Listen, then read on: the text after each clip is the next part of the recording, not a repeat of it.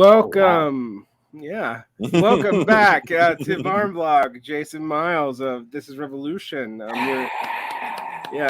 You're also becoming a regular guest over here. Yay. And who knows what'll happen today? Last time I got invited to LA. So what's going to happen next? Who knows? So we didn't finish talking about Woodstock 99. We got right up to Woodstock 99, and I think pretty much was like, yeah, capitalism sucks. Shit hit the fan. Capitalism sucks. There wasn't enough water. But I really wanted to dig a little bit more deeply into this, and I'm also going to bring up some pushback we got on the show, which actually was not the pushback I thought we were going to get. Mm-hmm. Yes, there was the one or two people complaining about our defense of nu metal, a genre that I don't love, but also don't hate. Let's you know what here let's talk about nu metal for 5 seconds. Yeah.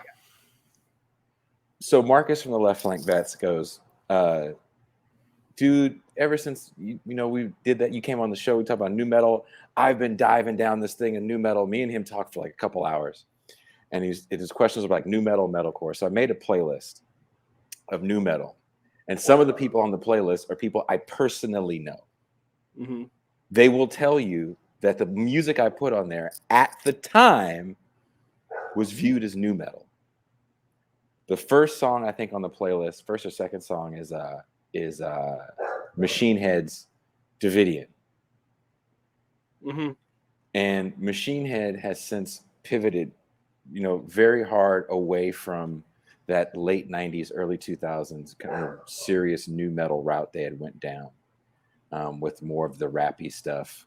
But those dudes are from where I'm from in the East Bay. You couldn't really avoid hip hop. Rob Flynn is a hip hop fan, like a real deal hip hop fan. The one time I actually hung out with that dude because we have mutual friends, and I had to drive him to a show we were going to see some other friends that were also on that playlist. We talked about hip hop the whole time. That was at that time what was classified as nu metal. You might not want to call them that now, but they were at that time, And to me, Sepultura with maybe like Chaos AD and then Roots is the proto nu metal. And then it goes in a whole different, rappy direction, right? With DJs and all that other stuff. But I think there's just such negative connotations to it that when you name a band people like today that isn't a fashion aesthetic, Korn and Limp Bizkit are a fashion aesthetic of that era. Adidas, backwards ball caps, and then DJ. Well, Korn doesn't even have a DJ, and that's kind of what people think of. Maybe they even think like no guitar solos. But when I think nu metal, I don't necessarily narrow it down to a fashion aesthetic like people do with grunge, even. Mm-hmm. Which is my beef with grunge.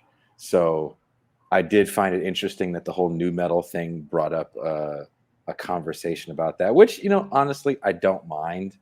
I kind of dig that talk more so than the, patriot communist talk. I'll talk nu metal till the wheels fall off.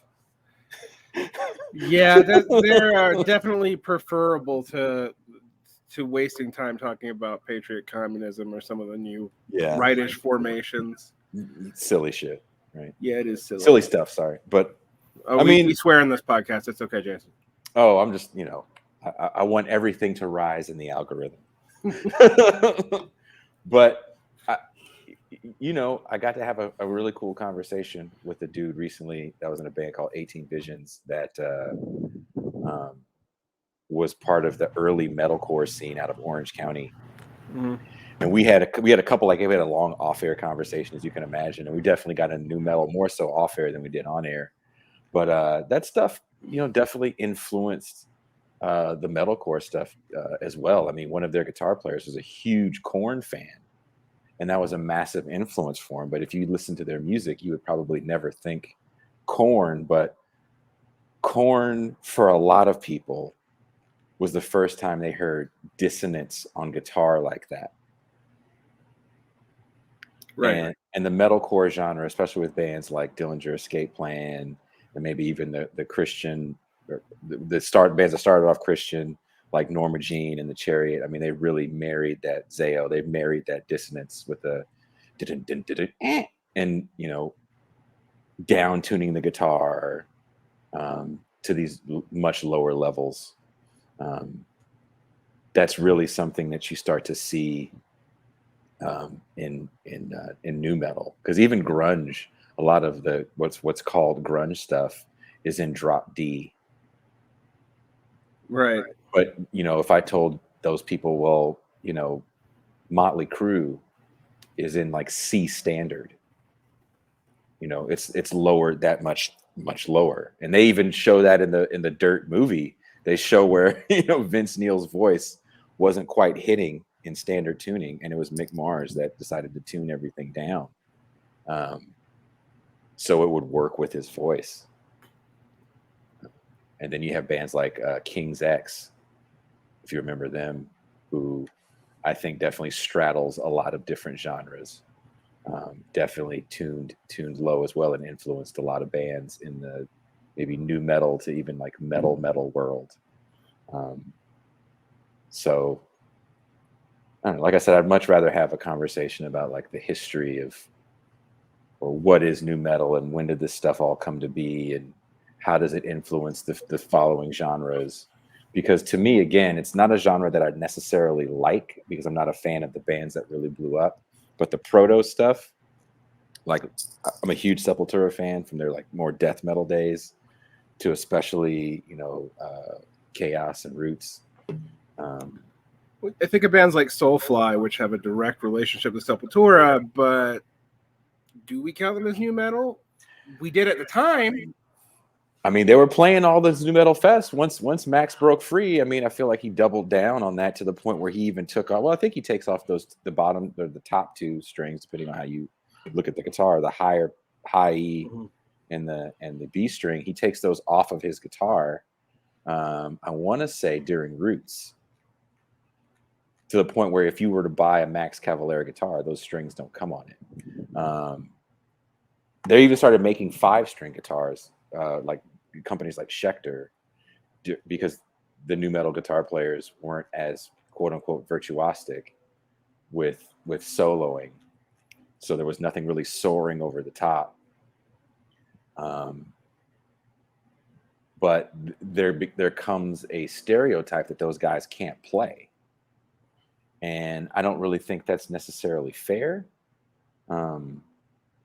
Music just got really groove and tone laden in that era. But when you listen to bands like Seven Dust, that gets kind of classified as nu metal, but maybe some people, well, no, that's hard rock. But again, at the time, they're playing the nu metal festivals with Limp Bizkit, with Snot, with Kitty, with all these other bands. Those guys actually had guitar solos. They actually used all 6 strings. But if people like it, then you don't want to call it the bad word. Because nu metal, again, to me, doesn't sit the same way that things like hair metal sit. Because even though hair metal is looked at as almost kitschy, Steel Panther has a very successful career playing original music. They're not a cover band anymore, but making a joke out of hair metal. And is it really a joke this many years into their career? I think people just take it seriously. Yeah, I think that's fundamentally true. I think one of the things that we got pushed back on was I was told that if we don't consider grunge a genre, then why do we consider nu metal a genre? And I was like, well, even bracketing out the hip hop influences, there's a consistent toning. that there's an emphasis largely on the rhythm section as opposed to the guitar section, even in bands again that don't have the explicit hip hop influence. And there's a willingness to pull from non-white music. I don't have a list of things that unites grunge even to that degree, which is, I realize it's a loose genre, but even these like micro niche subgenres of metal, like let's say northern folk metal or operatic black metal, I can only really usually come up with 2 or 3 things that actually defines the genre across the board as a genre. So, and sometimes the difference between genre is just singing style. Yep. And so, like, what is it? Death metal versus metalcore versus, I think about Helmet as alternative metal versus Helmet as like new metal. Proto new metal, sludge metal sort of band. And it's just that they switched from screaming to talk singing. Yeah. And if you said Helmet was a new metal band today in 2022, someone would look at you, if they even knew who Helmet was, like, oh, that's not true. It's like, well, dude, get in the Wayback Machine to 1993, 94, 95. That was kind of something you had to ride if you wanted to have any sort of success. One thing that people don't really understand when it comes to like music marketing, when you're truly doing something that you can't put a label on, no one wants to deal with you. I can honestly say I always do stuff that you can't put a label on, and no one wanted to deal with me. There were people that I respected that appreciated what I did. But true story, our last record, we sent the demos out to Mike Patton's label, Ipecac Records, because Faith No More was in the studio that we were at, and Bill Gould and those guys had actually helped us out quite a bit with making sure we finished that record. And they came back and said something like extremely honest that I really appreciated. They're like, look, 5 years ago, we would have signed this instantly. But at this point, signing bands that we can't necessarily classify, that don't have a historic catalog, we can't do anymore. So we're only literally putting out bands and artists that have like a catalog, a history. I'm not mad at that. That was honest. I mean, they sent like it was a little longer than that, their response. They really dug what we were doing. But, when you can't necessarily put a label on it, people, especially nowadays, people don't know what to do with it. So a lot of people, and this is sad to a certain degree, especially now. I mean, look at rap. I think this rap suffers from really badly is now you're just going to see a copycats. What did that guy do to make it? Okay, I'm going to do what that guy did, maybe slightly different. What amp is that dude using? I'm going to use that same amp. What guitar is that guy playing? I'm going to use that same guitar. To the point where, like, I remember a friend of mine borrowed, I had this really sick Kurt Hammett ESP-V. And he was like, Jay, we're playing Warped Tour. Can I borrow your V? It's like, word. And his fans hated him because they were like, why are you playing one of those metal guitars? Because they were like an alt band.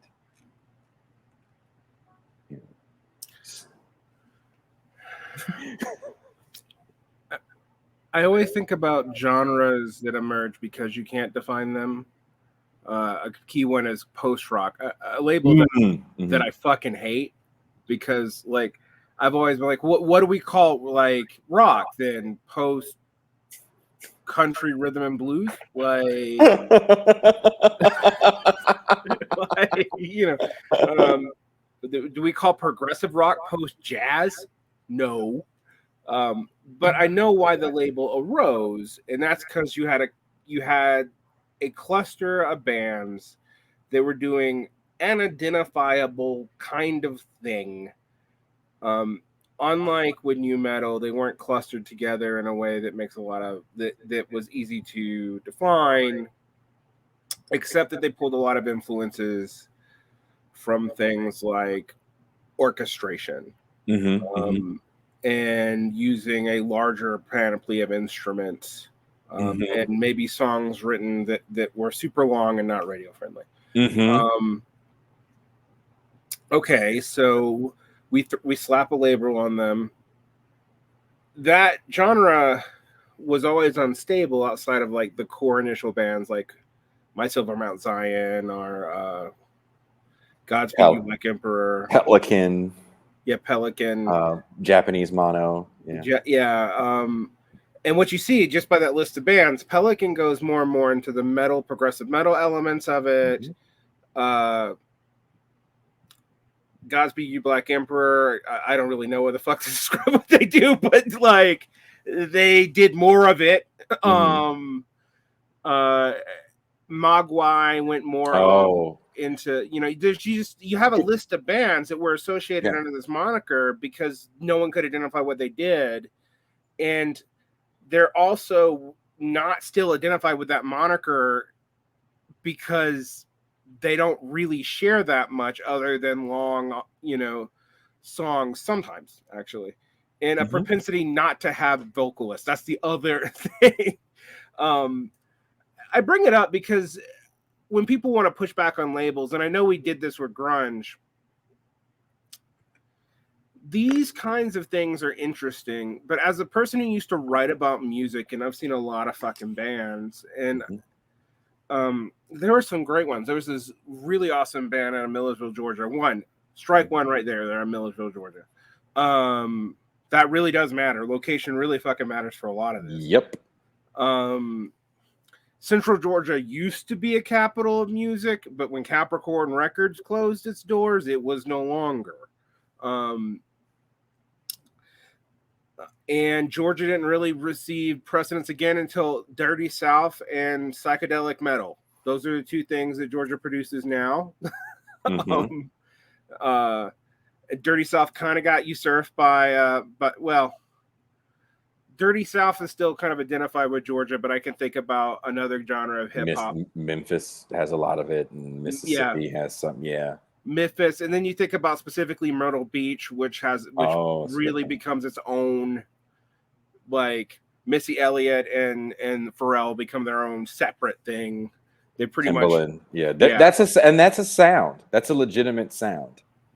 That Jodeci, Timbaland, Pharrell sound, and it's a weirder sound than, like, when you actually break it down. I think the only reason it doesn't feel weird to us is because we've lived with it for 20 years. And we live with live instrumentation with quote unquote black music, and those guys did things with keyboard and MIDI drums because they also were like real drummers. Dalvin from Jodeci, who is the kind of leader of that sound, right? If you look at the second Jodeci record, the names you just mentioned are all in there as like co-producers. Timbaland, Missy's a co-writer, and even Pharrell his name is in there too. Like, they're layering snares, which really wasn't a thing because everything was super sampled. The syncopation of the drums is a relatively new thing. You're definitely not hearing it in R&B because pop music generally isn't busy. No. So that's another thing I don't think a lot of people realize when you're making this kind of music. Like, one thing I was talking to James Hart about was like listening to their quote unquote sellout record. They have a great drummer, so he's busy. That's not pop rock music. Pop rock music isn't double bassy. There's not a lot of whirlwind fills. So imagine hip hop that's extremely busy sounding, drum wise, and that to me is that Northern Virginia sound that you're talking about, that I'm actually a bit of a fan of. Yeah, I really like that stuff, honestly. It's something that I've, as a snobby music critic, well, I say music critic, I haven't criticized music actually in like 15 years. But as a snobby music critic who knows like rudimentary music theory, I started, defending that sound because I think it was when Missy Elliott really brought it out in the aughts. It was recognized for how insanely innovative it was, but by the time we're getting through Pharrell doing like I'm Happy, it's gone. Yeah, it's like we're not really paying attention anymore, and it like our Timberland feels very staid, but they're sonically interesting. They still are sonically interesting. They still do a lot with soul beats that other people don't do. They still really insist on good drumming, and they're one of the few kinds of hip hop that is allowed to be an undertone busy. Now they're not in Maine, so like it's one of those things. If you're just listening to it, you don't hear how complicated it is, with the exception of Missy Elliott. But when you actually put headphones on, you're like, holy crap. I mean, the other thing that gets away with this, and then we can actually get back to Woodstock, but I was thinking about Yacht Rock. Yacht Rock does this where it's super smooth and clear.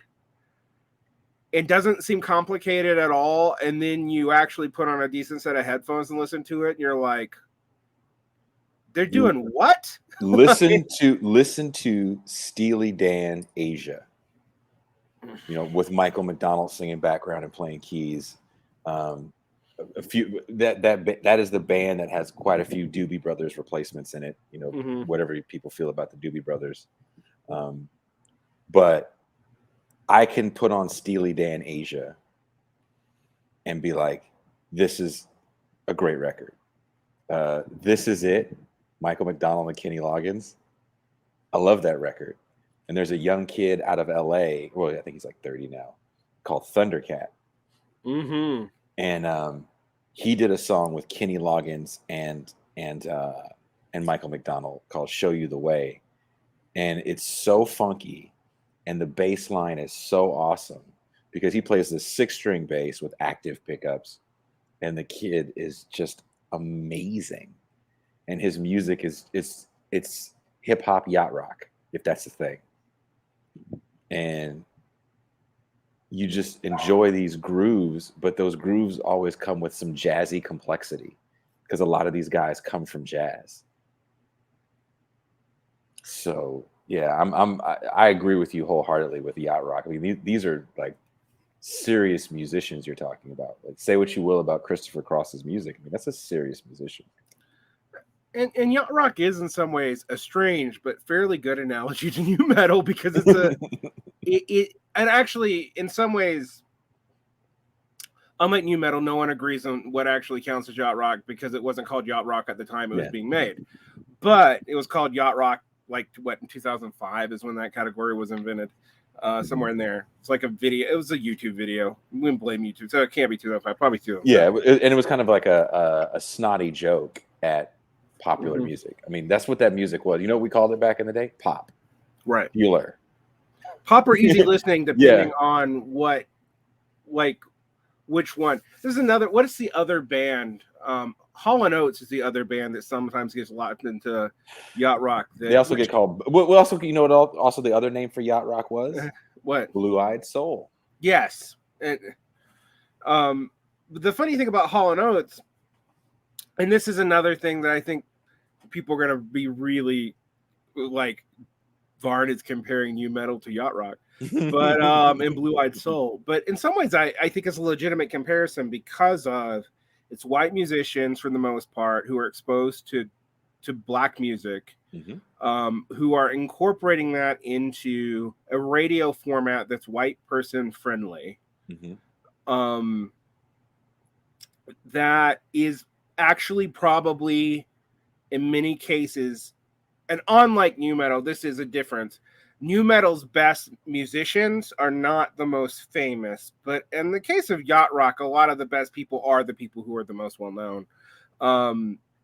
But Hall & Oates and Blue Eyed Soul is interesting because they're one of the few bands that kind of defies this whole no one knows what the fuck you're doing, because I really didn't realize how many songs that I love by them until I really was like, oh, that's a Hall & Oates song. Oh, that's a Hall & Oates song. That's not identifiable with that, actually. Like, they don't sound like the same band at a casual listen. But as I was saying, in Millersville, my friend's band, Corpse Called Love, they were amazing. But they played in too many fucking genres. Yeah. Like, I mean, some of the songs were purely in that genre, but like they were switching genres from song to song. So some things would be goth, some things would sound like British alternative from the mid-90s, some things would sound progressive. And while it was super fun to watch and see, I remember even at the time going, no one's going to know what to do with you. You do too much. Like, you should almost spin this off into 4 different projects and just to like label them, pretend they're different bands, because you're not marketable. And if you were a very established artist, and I don't even know if you could now, but if you were a very established artist in the 70s and 80s, you could get away with it. Or if you were a studio musician, people would tolerate it off your name, which is why, like, I think about the weirdest kinds of progressive rock from King Crimson or something. People tolerated that because Robert Fripp played on everybody's album. You know, Prince is kind of one of those people that is, to me, fitting this description from a very identifiable pop perspective. I think as far as experimental pop music goes, no one goes as far as Prince.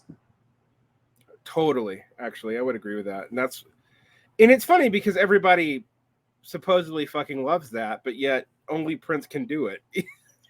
because when you start going, like, if you think about a band like Faith No More, right? They're really kind of weird, and they are art students. They do meet in art school, right? They're weird art dudes, and until Mike Patton gets in the group, and they release The Real Thing on an independent label, that album blows up for them. And it's the moment where, for that time, everything works. The rapping on Epic just happens to work with the kind of goofy, colorful video. I think they had 5 or 6 singles off that record. It's just heavy enough. It's just alternative enough. The singer's just pretty enough.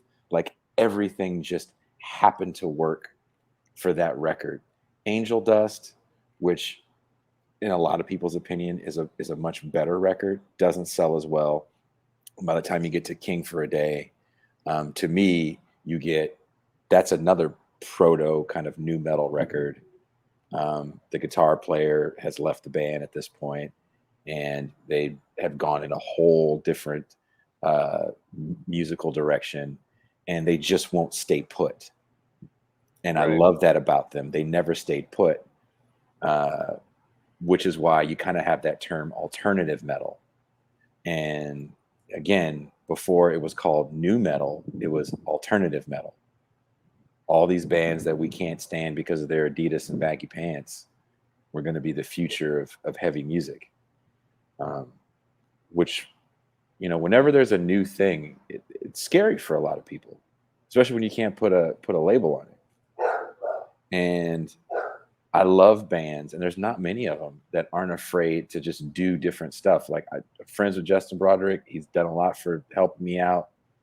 But he's one of those dudes where, you know, Aaron Turner is the same way from ISIS and Old Man Gloom. They'll release stuff under different monikers. Right. And they're like, I want to do a noise thing, and I'm going to do it under this moniker. I'm going to do a chill thing. I'm going to do it under this moniker. Mike Patton does that too, like a lot. Yes. And I've never really been the biggest fan of that because, again, these bands that I liked just kind of did their thing. I'm a Prince fan, and he never made another Purple Rain. You know, the big downfall for him financially was when Purple Rain was just destroying the charts. You have a #1 album, a #1 movie.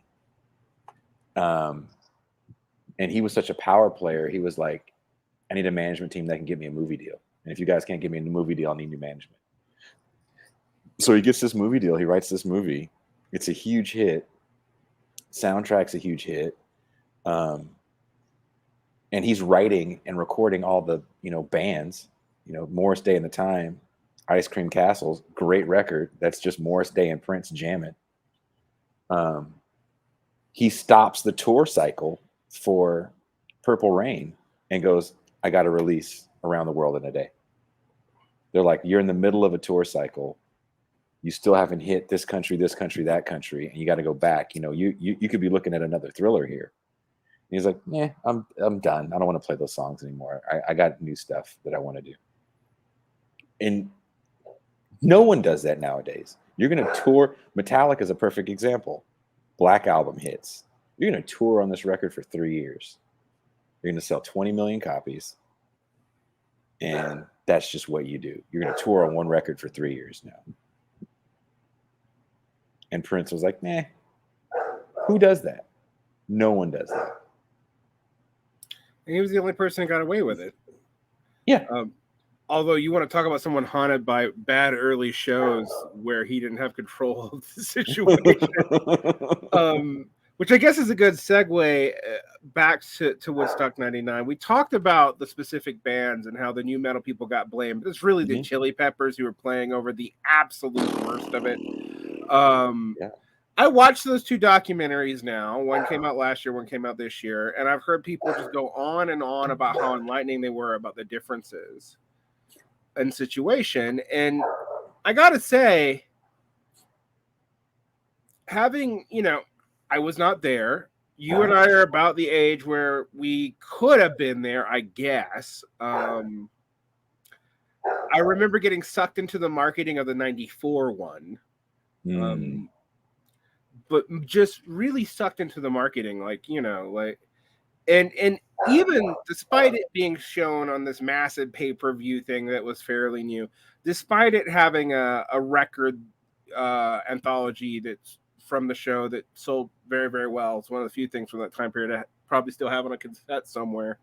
It's probably in Georgia, but it did exist. Despite all that, it was still barely profitable. Which I don't think people understand, because I'm like, no, they barely made money off that venture.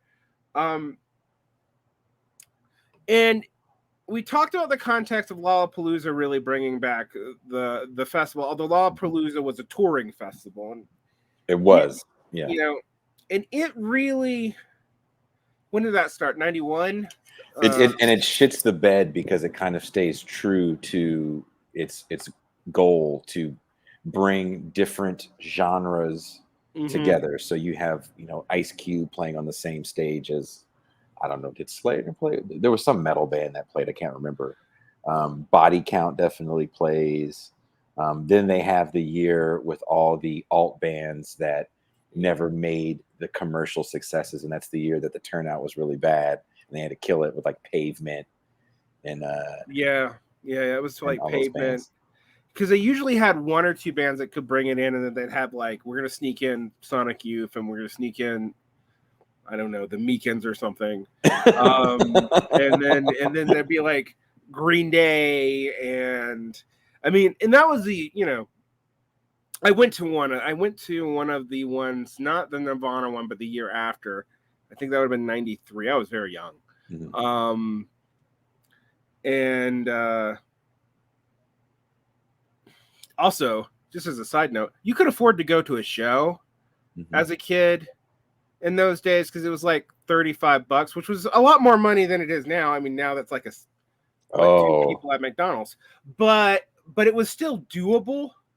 Mhm. When I look at shows now, I was like looking at trying to buy show tickets, you know, and they're not, the tickets themselves actually don't tend to be that expensive, but when you add all the fees and whatnot, they usually double and triple in price. So you know, a show for a mid-size act is going to be $80, $90, $100, which even adjusting for inflation does not feel achievable by a 15-year-old who was probably hustling to get that 15. Man, I know I was. Yeah. So that's a major shift, and I think people like Lollapalooza is an all ages show. So the context of Woodstock 99 is interesting because that's after Ozfest, that's after Lollapalooza has failed.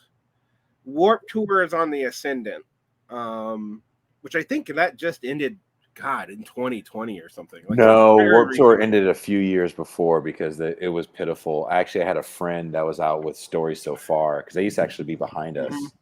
If you listen real close to those early TIR episodes when it was still called Sound Waves, when we were doing it in studio, you could hear the Stories So Far rehearsing behind us. And he was like, dude, no one was there. He was like, it was like 3,000 people there. Wow. It was like nobody showed. And then another friend of mine was out with Slayer for those final years too. And he was like, oh, dude, we hated Warped Tour at that point. It was just a joke. So it's just interesting because I think it's interesting for me because it's very clearly at the beginning of this festival cycle that we've now more or less ended. Like a lot of the festivals have, I mean, even festivals that have been around for a very long time, like Music Midtown in Atlanta caved this year. They blamed the possibility of gun lawsuits, but I mean, like, this is becoming increasingly not a viable. The numbers were down. I mean, look, it cost millions to put these things on, and if you don't have the attendance numbers, and there's a new thing you're getting right now that James mentions kind of briefly in our interview, and I think that we were kind of, because we were having some audio issues, maybe I was a little too dismissive of it, but it's really important to talk about right now, and it's something that I hope we don't deal with in LA in a month, which is selling out a show and you're only at half attendance. And that's like a new thing that's really hurting right now, is that people actually have bought the ticket, then they just don't show up for whatever reason. A lot of them, I mean, I'm guessing secondary market's probably why that happens. That's a part of it.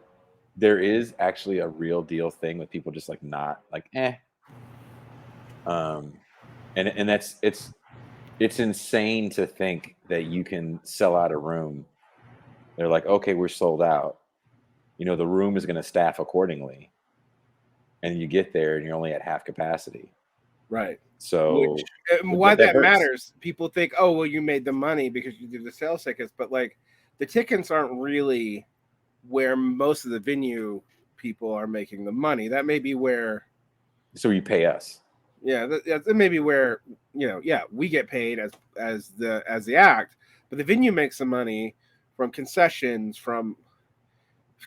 contracts, and these contracts are punitive as fuck. Yeah, I can give you an example of one. The Bill Graham, you know, I'm not working there anymore. F it. The Bill Graham contract. This is from the little bit I know.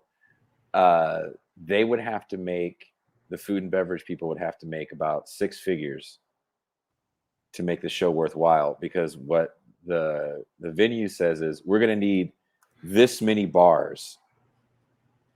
You know, we're going to need, 20 bars. I'm just throwing out a number, and this much food concession. So even if you do something that sells out, but it's not a drinking show. So for example, Raves don't make that much money. They sell out, but they don't drink as much alcohol because it's a rave. They're on other drugs. Right. but you have to have all these bars. So you're literally paying people, you're stocking alcohol for nothing. You're just going to sell a bunch of water. And you're going to hemorrhage money. The venues, like, and especially the promoters, like, well, we do okay with these raves because we sell out. And these DJs aren't as expensive as bands. They don't have these huge rider costs. But it's just not really worthwhile. You need older acts. So when you get a venue like the Greek Theater in Berkeley, for example, that holds about the same amount of people, they also bring in more established groups that have a very large drinking crowd. So the big show for the Bill Graham, where the food and beverage company would make a ton of money, was Fish. Fish does 2 days at the end of the year, and they grossed about $500,000 in those 2 days off just alcohol sales. Which, destroyed any other show I was at for the Bill Graham, and I was at a bunch of shows for the Bill Graham, some sell out, some not. But it's just, are you bringing a drinking crowd or are you not bringing a drinking crowd? An 8,500 capacity room is a very large room to fill, and not a lot of people can fill that room. And you'd be surprised how many people don't fill that room. Lenny Kravitz played that room in 2018 when I was still there, and he was under half capacity. That seems insane to me. And he still played his whole set. I mean, he knew the sales were bad, but how that affects artists is when you go on a tour and for whatever reason you're not hitting numbers, because when a promoter hears, oh, we got Lenny Kravitz coming, he knows Lenny Kravitz is good for 10,000 seats. Easy, it's Lenny Kravitz. And the people that worked there that night were like, I didn't realize that he had 2 hours worth of hits, because Are You Going My Way and a few other ones like Fly Away. But when you're an hour and a half in and you're like, damn, I know all these songs, whether you like them or not, you still know them.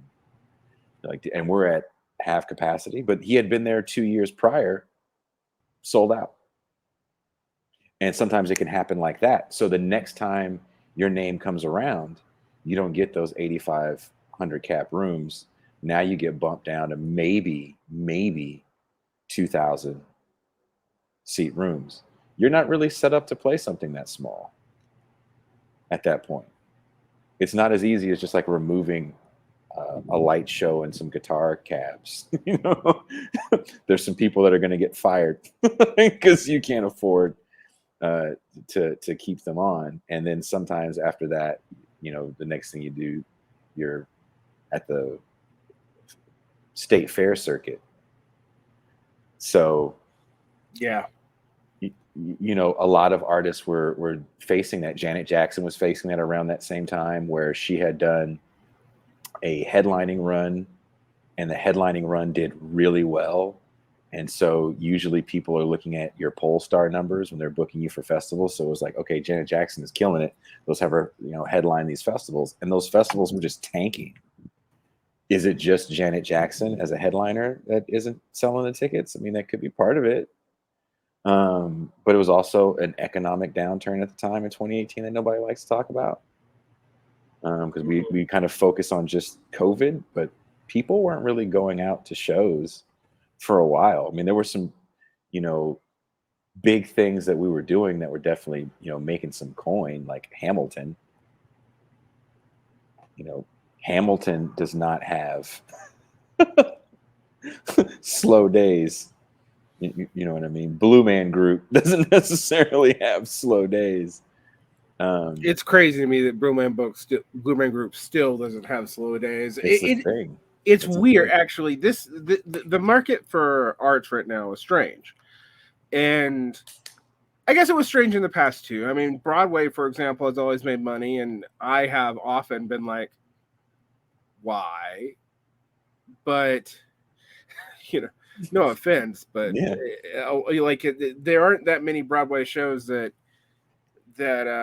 are good. So And who's going to see a Broadway show? Who can afford to go see a Broadway right, show?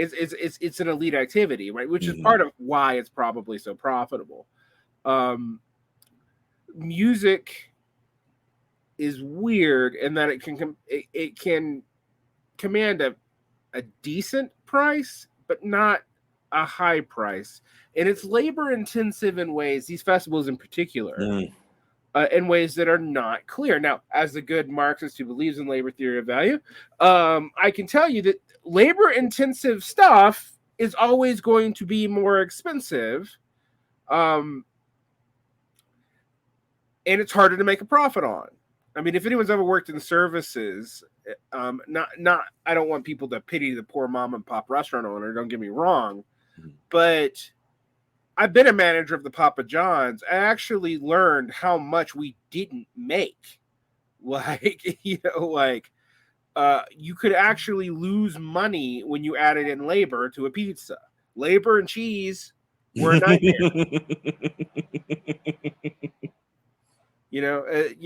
So and I've made this point about education many times. There is no way for a for-profit school that is not well invested, aka endowed, to be profitable if it's not a scam. There is no way. The labor involved in education is super intensive. Well, art, particularly music, and particularly shows that have a full-service venue where you can get alcohol, where the markup's going to be high, where you can get merch, where you can watch the band, where you can make sure there's a light show, an elaborate setup for this. And on top of all of that, you need security and you need fire code people and you need roadies and you need riggers and. This is not a small endeavor. And one of the things about the Woodstocks is that every one of these shows, every single one of these shows, and they're not the only shows that do this, but we went over this in the first episode of this. Mm-hmm. They underestimated every part of this equation every time. It was not just in 99. Yeah, so in 69, I don't know if I mentioned this on our show, there's only one shower. That's insane. And I don't know if we mentioned this either. In 69, there was one rape. Yeah. And, if you think in 99, because there was 4 reported, I think 4, 5 reported in 99, people always say, well, we know there was more. I mean, imagine a woman coming forward with a sexual assault in 69 in the era. We know there's more. Yeah, of not just, this is the era of not just free love, but this is also the era of oral contraception. So it's almost kind of a given in certain people's minds that she's going to say yes, because oral contraception is on the table and women have the freedom and yada yada yada. It's never she has the freedom to say no, right? Right.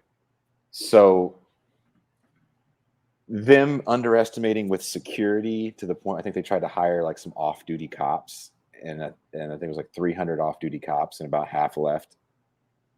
So even if you have 300 off-duty cops for 300,000 people, that's pretty simple math to tell you that that's kind of an unwinnable situation.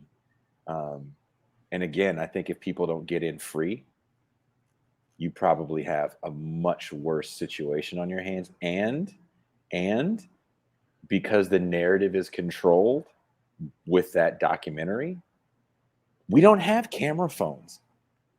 There's no other people walking around with little bitty cameras showing you what's going on during Woodstock. People fighting over the granola because there's no food. So the story that we hear is that, Wavy Gravy showed the hippies what granola was, and people got a cone full of granola for 3 days, and they were like, thanks. This was rad. So it's kind of silly to think that there weren't massive issues, and they did this every single time. In 94, you're 25 years later and 25 years in the concert game as well. And you still underestimate security and sewage, and you want to cut costs on sanitation. You know, you shake your head and you just like, how? That literally was your problem 25 years prior. Or is it that everybody, you know, drinks the Kool-Aid of we have the brand? We have the brand. We are the genre and generational defying moment. We can sell Woodstock tie-dye t-shirts till the cows come home, and compilation records till the cows come home. This name prints money. And that's kind of, again, capitalism. And it's a bleak picture, but the picture that I think we really have to defend is blaming this on new metal. Oh yeah, is ridiculous. Also, like machismo, when they talk about the difference in machismo, and they were like, well, the 90s was so much more edgy and machismo than the 60s, and I'm like, what the fuck are you on? Like, what did you watch? Easy Rider? Are cruising? Are I don't know, any movie from the 60s and 70s? Like, didn't you think these people grew up watching Rebel Without a Cause and all this other stuff? You're gonna tell me that none of them had any sort of machismo? Like, get the fuck out of here. Like, well, also they were like, I don't know if you remember, I don't remember which one it was. They were like, the movies of the 90s were just so sexist, and they show American Pie. I'm like, I watched Revenge of the Nerds, where there's a literal rape scene, right? Yeah. There's a literal rape scene, and it's celebrated. Yeah, it's not like they cut that out of the movie since then. You know, Guns N' Roses cuts out the N-bomb. They throw in 1 in a Million in the GNR Lies reissue. Now they admit that they're ashamed of that for whatever reason. It's not like they cut out the, you know, funhouse rape scene in Revenge of the Nerds, or even the camera in the girls' dorm scene of Revenge of the Nerds, because that's still haha funny.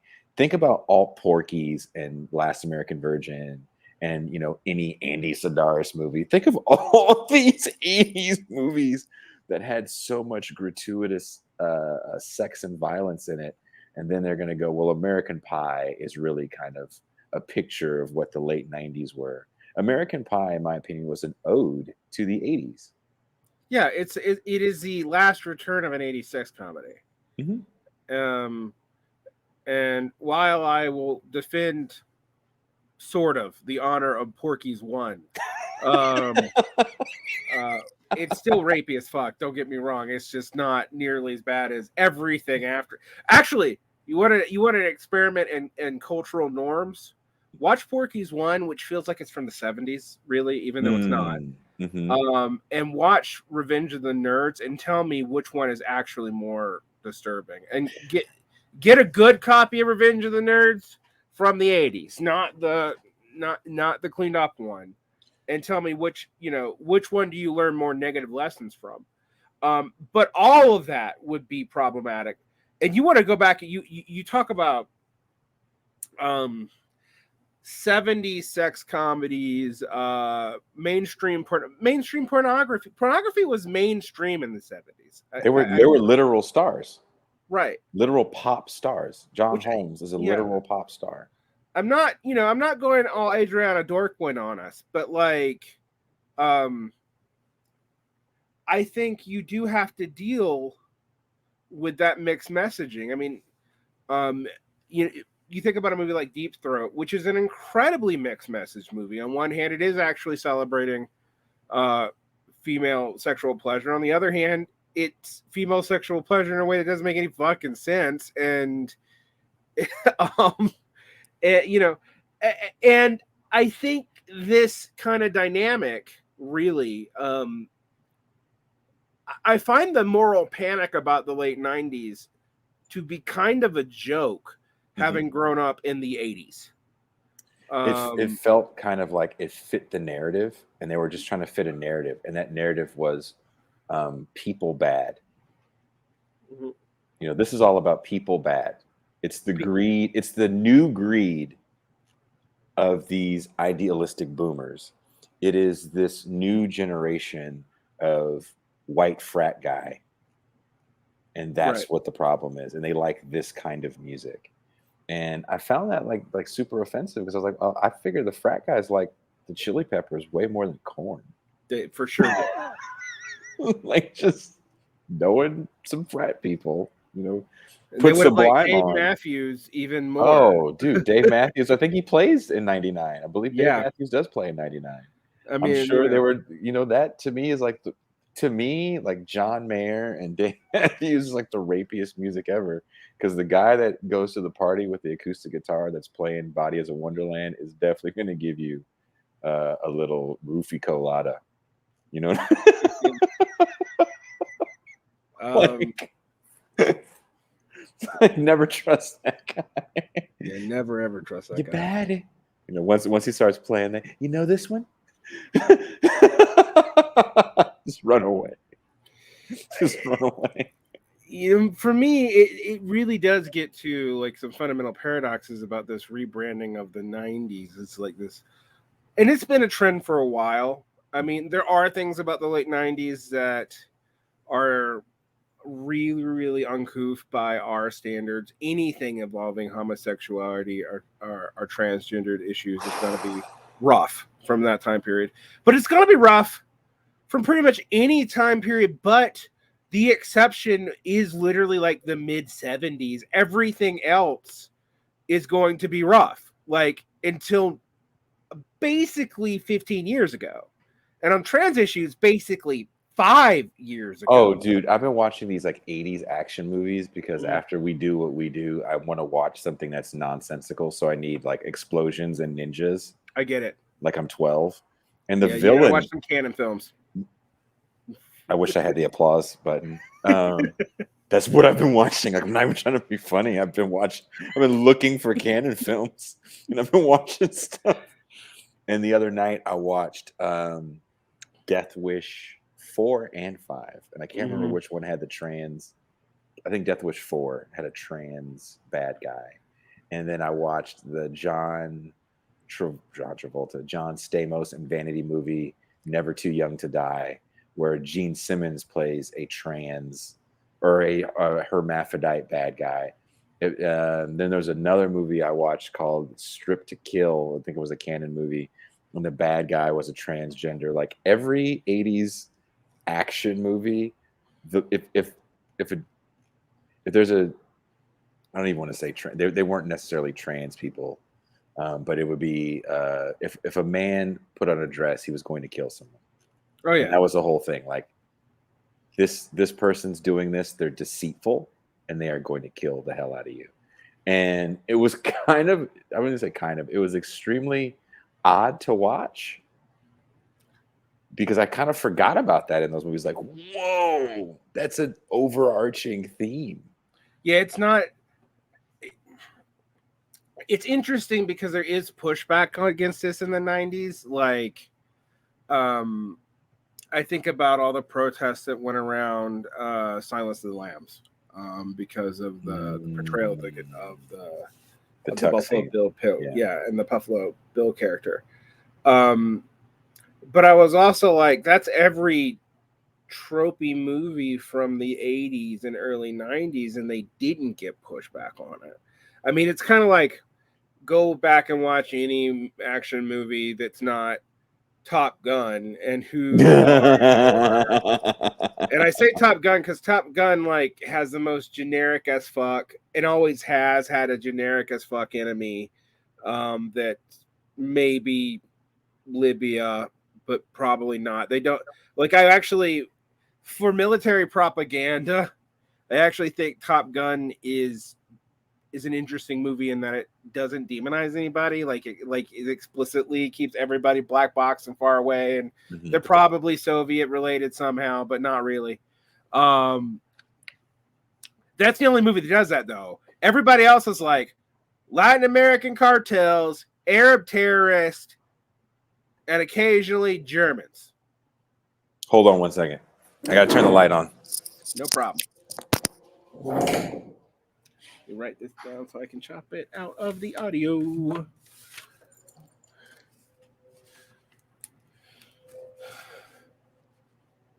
I'm just gonna leave it in the video.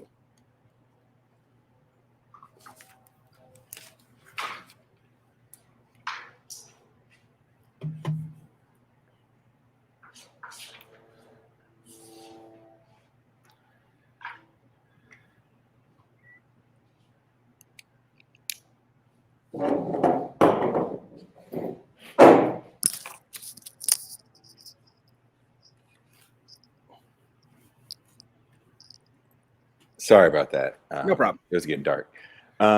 Yes, and I've been watching again all these Cannon films and Andy Sidaris films. So anything that's like, I think it's called Malibu Bay. Mm-hmm. So like Hard Ticket to Hawaii, Guns, Picasso Trigger. Like, oh God, yeah, I know that movie. You just. I want to. Side note. I definitely want to watch one of these movies and record us watching it, because I think that would be some amazing content. Me and Ben Burgess were watching some Cannon films while he was here, just, you know, cracking the hell up at how ludicrous some of the scenes were. But yes, all the villains are some sort of communist country. Yep, some sort of communist country. And when they're not in the 90s, they shift over to Arabs. Was it Con Air? Were there Arabs? No, it's before that. I think I first noticed it, and I noticed it even as a kid in True Lies. Well, you know, the Cannon guys. There's actually an interesting documentary. Are Israeli, mm-hmm. and they really hated Palestinians. So if you watch any of the Cannon movies where there was some sort of terrorist, the terrorist is always a bungling Palestinian. Yeah, you know, Cannon movies are hard to defend, but they're fun to watch. You know, Breakin' 2, I will defend Breakin' 2, and Breakin' 1, and I'll defend. What else did they do? They did we American talked about Ninja. Breakin' 2 on a show once. I forgot. We did. I don't remember what show. I don't remember whose channel it was on. We definitely had a Breakin' 2 discussion. No, it was on yours, but because, or maybe it was on Zero. I can't remember. But any before chance I was on my to talk about Breakin' 2, Ninja yes. 3, The Domination, American Ninja. You know, Cannon brings the ninja genre to the fold, because no one knew what a ninja was. I mean, it also kind of is the reason why in the 80s and early 90s every kid, regardless of your race, aspired to be a ninja, even though you had no fucking idea what it actually really was, except they had totally impractical weapons that look cool, such as shuriken and nunchucks, neither of which, actually, having studied martial arts a good bit, I don't think nunchucks are a useful weapon, and I think its entire usage in pop culture is bullshit. It's like quicksand. But I've been told that's not true. But as a person who's actually used them, I'm like, why the fuck would you use a blunted flail for anything? You're just gonna piss somebody off. Because they're only designed to piss people off. Just use a fucking stick is probably better. The one that doesn't flail anyway. Like action. Okay, if you go. So this is, you know, when I was still with my son's mom, I was trying to show my son. I don't know if this makes me a good dad or a bad dad or just an average dad, but I'd love showing my kids the movies of my youth. So I tried to show my kid this movie called Thrashin', with who's the guy that plays Thanos? He's the voice of Thanos. Josh Brolin. Oh yeah. Josh Brolin is not Gleaming the Cube with Christian Slater. This was Thrashin'. It's another skateboard movie. And there's a scene in that movie where they have a joust. They're like, oh, we have to settle this by jousting. And I was like, I refuse to believe that skateboarders settle their beefs by jousting on skateboards. That is the most ridiculous thing I've ever heard in my life. We're a gang and we're going to joust. Like the 80s was this time of over the top ridiculousness that we just kind of accepted as it is what it is. Like in one movie, ninjas are these extremely skilled assassins. And in another movie, there's just inept ninjas. There's just inept ninjas that like regular dudes beat left and right. And you're like, I thought they were like all skilled assassins that feel no pain and have all these magical weapons like the exploding smoke that makes them disappear. But one karate man can defeat a whole room full of them. You know. Yeah. That every communist is a bungling cokehead. I guess that was a step up from the Jewish professor, but which was the prior, like the prior stereotype. And this is, and when we're talking about Woodstock 99, to kind of bring it back, these guys didn't grow up on just American Pie. It's not like they didn't watch movies until American Pie dropped. I was about to say, we watched all these movies as kids. We would have been these movies as 21 and 19 respectively, I guess, when this actually happened. So like, we were still probably watching crappy movies like that. No, I was definitely watching American Ninja in 1999. Like, dude, I have American Ninja set for like when you guys come down here, like we were gonna have a good old night, and I'm like, okay, look, dude, we're gonna watch American Ninja, we're gonna chill, we're gonna do the thing. Like, I enjoy that goofy stuff, but I also know what it is. You know, this movie I watched the other night called Guns with Eric Estrada. Mm-hmm.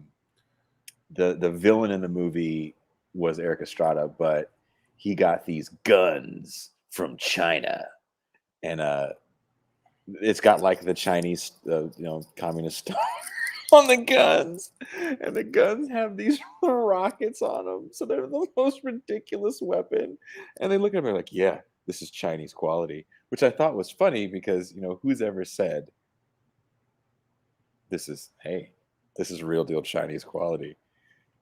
And again, you know, the evil specter in the movie is communism, of course, and I think it's hard for younger people to really understand how that's just so ingrained in the American psyche that this is bad. Even older millennials, you know. Oh yeah. And our understanding of the communist world is relatively new because you didn't learn anything about it in school.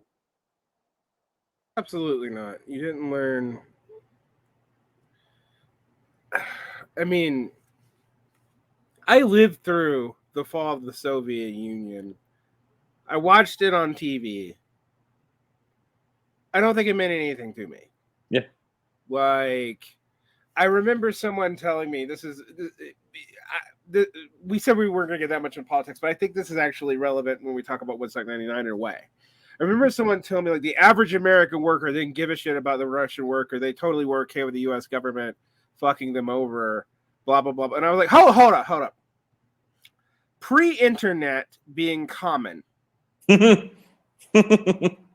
What the fuck do you think the average American worker knew about foreign politics? Because I can tell you, as much as we complain about fake news now, I remember when getting the BBC regularly on the internet in the late 90s, early aughts was a fucking revelation, and that's some milquetoast shit. Right? Like, so, no, the average American worker did not know anything about what happened in 1992 to 1997. They probably knew about the Balkan Wars, and they probably had no context for it. Well, I'm actually talking about that right now. Sorry. These are actually... I can see myself, and I'm like, I don't want people to think I'm wearing sunglasses at night. They're prescription. So now you're just a big blur. I'm actually writing about this in the new video essay. I don't know. Did I send you the trailer for it? I think you did. And it's about living in this era of kayfabe. And one of the things that I've kind of discovered in my research about news becoming more emotional based, opposed to like just fact based. You know, it's not Joe Biden gave a speech. It's socialist Joe Biden gave a speech to, or Joe Biden, FDR 2.0 gave a rousing speech. There's partisan kind of drama put onto everything. Oh damn it! I forgot what I was saying. What did you just say? When that changed? When do we get the specification of news? But yes, so that actually goes from 60 Minutes starts that. 60 Minutes becomes the first profitable news program because news was a loss leader.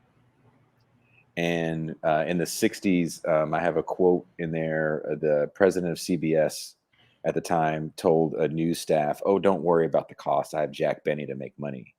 So there was actually documentary crews that were in the three big networks.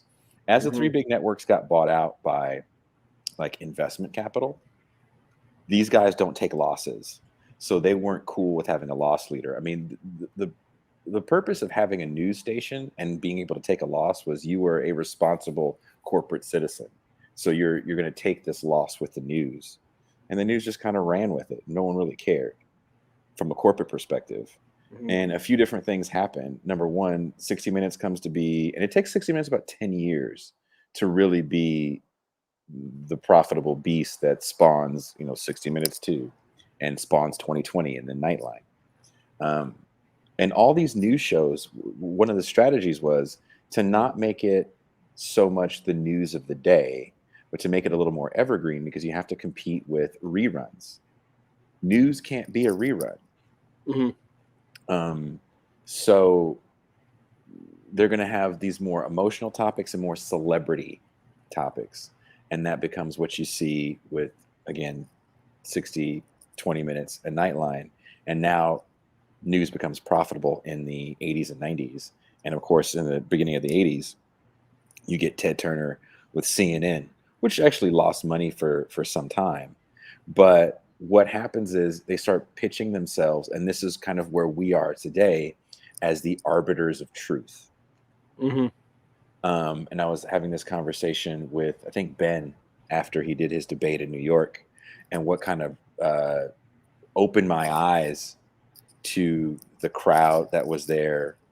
Because I don't know if I told you, maybe I told you off air at some point, but me and Kuba were pretty loud hecklers, and we were extreme minority in this crowd that came to see James O'Keefe, Tim Pool, and Tulsi Gabbard. Yeah. This is, you've told me a little bit because I said that I would not have done that. Yeah, it was and Tulsi's supposed to be on your side or whatever. Yeah, sure she is. Tim Pool ended his thing by saying, "I read left-wing news and right-wing news, and then I decipher the truth." And people went crazy when he said that. And I just looked at it around and I was like, "Oh, I get it now. I get it now. These guys tell you what's what." And that kind of became the model, right? Because Ted Koppel, Dan Rather, Walter Cronkite, these guys reported the news, read you the news, and they read it, whatever it was.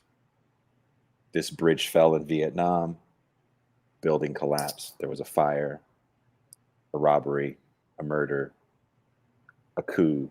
They're just reporting the facts with not that much of a partisan spin, right? There may be a pro-American spin, but you're really not getting that big of a partisan spin.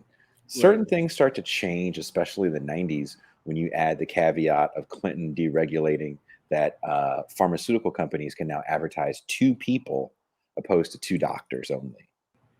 Right. And pharmaceutical companies really start to see, well, the demographic of these people watching these 24-hour news is right up our alley for dick pills and arthritis medicine. Right. So let's just flood it with that. There's a reason why you don't really get an honest conversation in the media about any sort of single payer healthcare. It's not a coincidence. It's just not feasible for them to cover or even think about these sorts of conversations. So the conversations become less about real issues and more about enraging aspects of an issue. Totally. And where we are now is we're even devolved more from there, where it's just, in our world, it's critique of the critique of the critique. And in the mainstream news world, it's just punditry.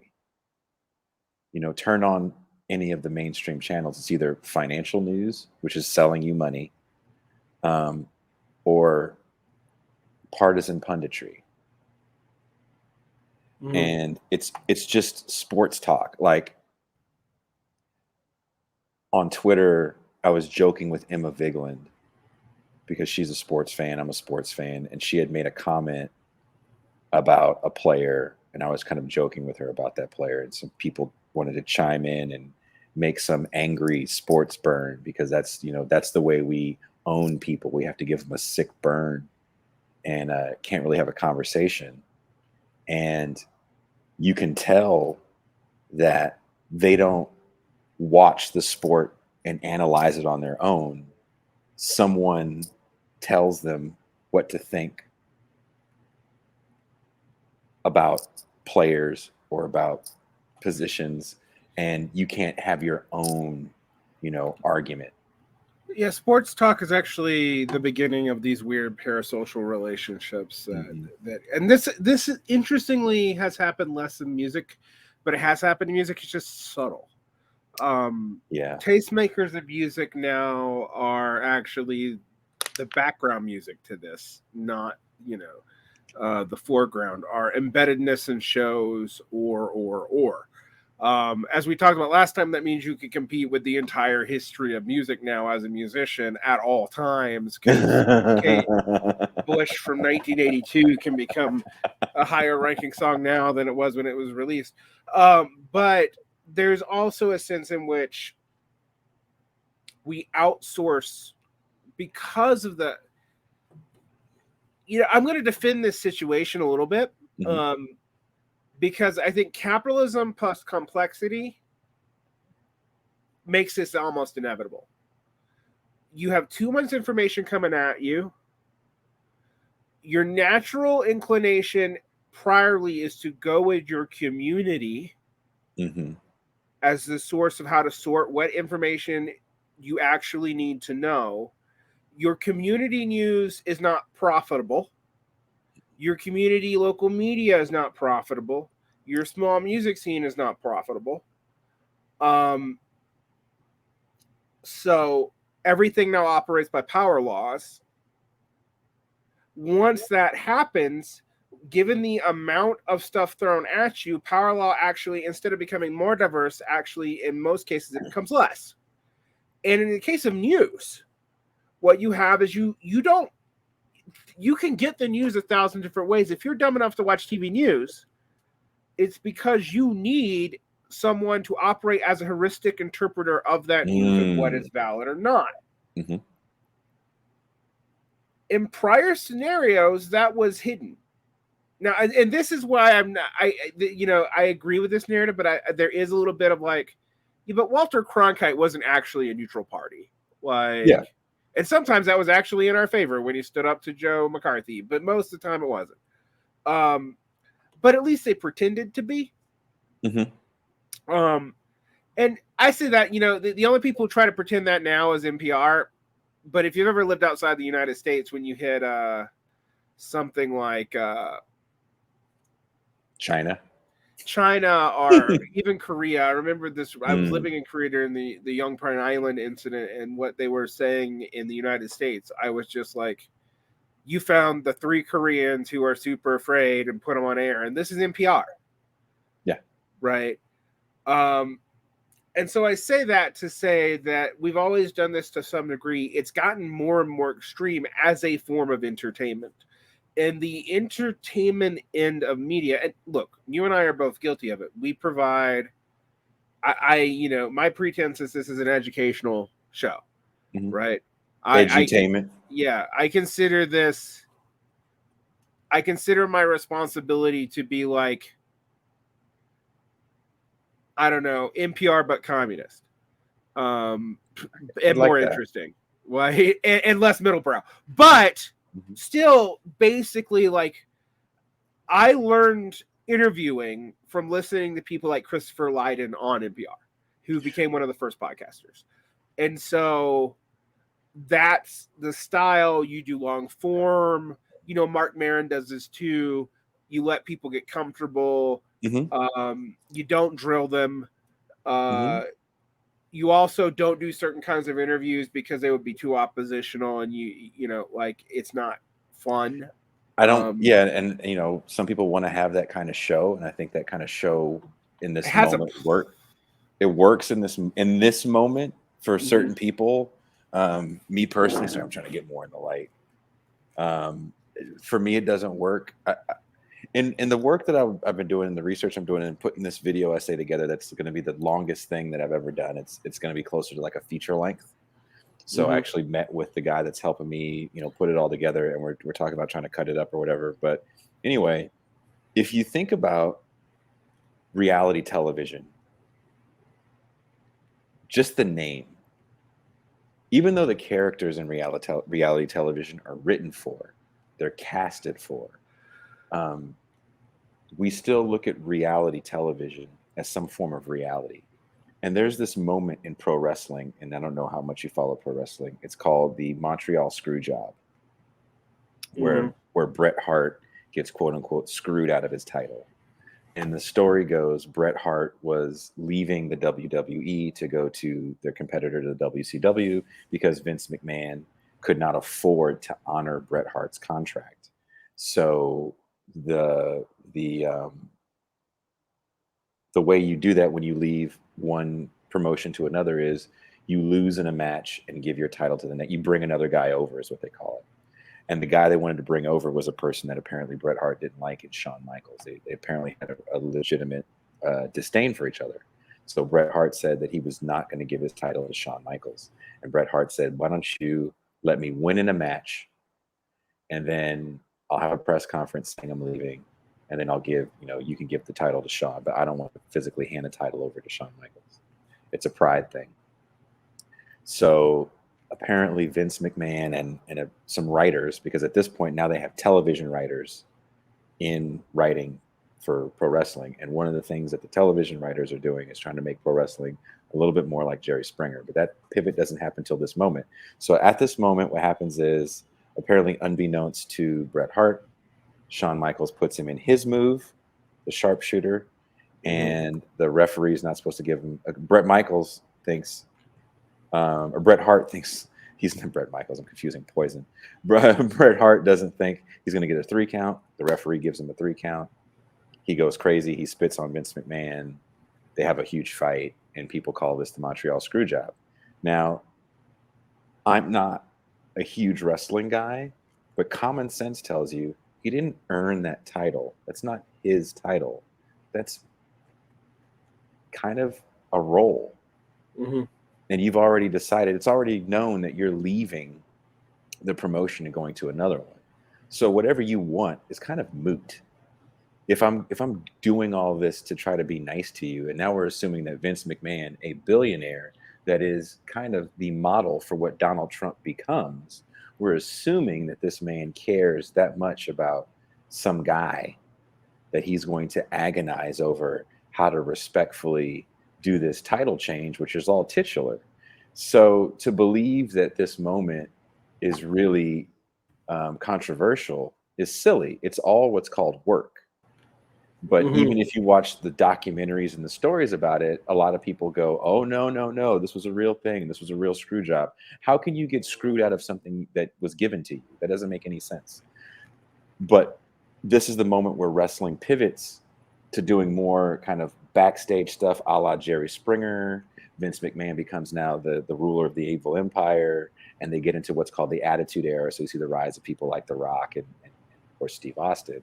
And this is also a moment where reality television is really blowing up when you think about Maury Povich and Jerry Springer, because one thing these shows are doing now is breaking a fourth wall.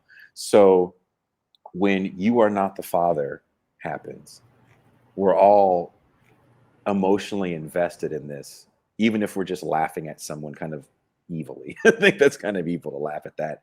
And the young lady's crying in the back, and they follow her to the back. That's all new. We've never seen anybody even run to the back like that. And we're just assuming that everything is real. In my life, I've met so many people that have gone on Springer as a joke. Mhm. Even these shows like Bully Beatdown on MTV, where this guy apparently bullied these kids, and now they're going to fight an MMA fighter. The truth that's coming out about these shows was that there was never any bullying.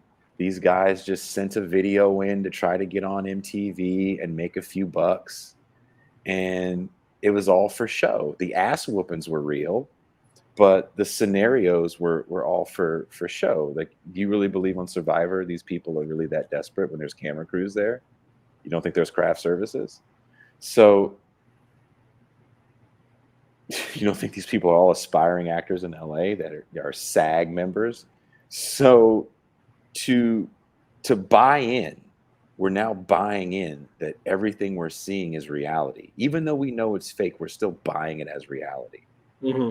You know, why are we so invested in this stuff if we think it's all fake? We know politicians lie, but still, if this stream was not about music, but was about, you know, a dark Brandon meme and is AOC the next Nancy Pelosi, you know, we'd get views through the roof, because it's a conversation that people think is important. And it's a conversation that, even not having a real deep understanding of how, you know, even electoral politics or the judicial system works, you can have an opinion. You know, think about the shows we do on things like abortion that kind of get more deep into the weeds of the legalese of it. They don't have the views, because it's not just an emotional, you know, this Supreme Court bad, Roe good. Or the shows that me and you did recently on crime and the Unhoused. You know, that's a deep in the weeds conversation on understanding what you're truly dealing with if you want to be serious about taking one of these problems head on. But it's not just kind of empty sloganeering of, well, just give everyone a house, and you know that's just what it is. Pretty much, you know, my brand is right now, Jason, is to deliberately stick my middle finger high to that discourse, and it is sometimes rewarded. But I had a friend tell me, you know, I have multiple friends tell me. I'll mention his name because he's been on the show twice. Alex Gindler sat down and said, "Look, Varn, you're going to be super influential, and people who love you are going to love you. But what you're doing ensures you will never be Ben Burgess." And I was like, "Look, you know, I get it. You don't want to be Ben. Ben already." I'm like, "Yeah, Ben exists. Like, you know, I've known Ben since 2013. Like, I have no want to be a person who I've been friends with and have been, you know, coming up with." But at the same time, and this is not to say Ben is simple. He's not. One of the things about Ben is that his actual show, where he goes into detail, and I've been on those shows, does not do as well as his articles and his short pieces and his debates, which he does not go into the same kind of detail that he would, because he knows his format. He knows when he needs to be a professor, and he knows when he needs to be the rhetorician in a debate. Whereas I am not interested in that. I'm interested in these deep dives. And I do think it can be rewarded, but it's going to be rewarded with an audience limit. And I did something deliberately to cut against that train. I quit streaming most of the time. I will do streams on in-depth political issues in other countries are something that has to be come out right then. But even my solo shows are no longer streamed unless they're for patrons. And the reason why is I started seeing unhealthy developments where people wanted me to tell them what to think in real time, and I would get so mad at them that I would basically just abuse them on air, and which I I don't do on other shows. With some degree, I actually did a little bit on Pop the Left.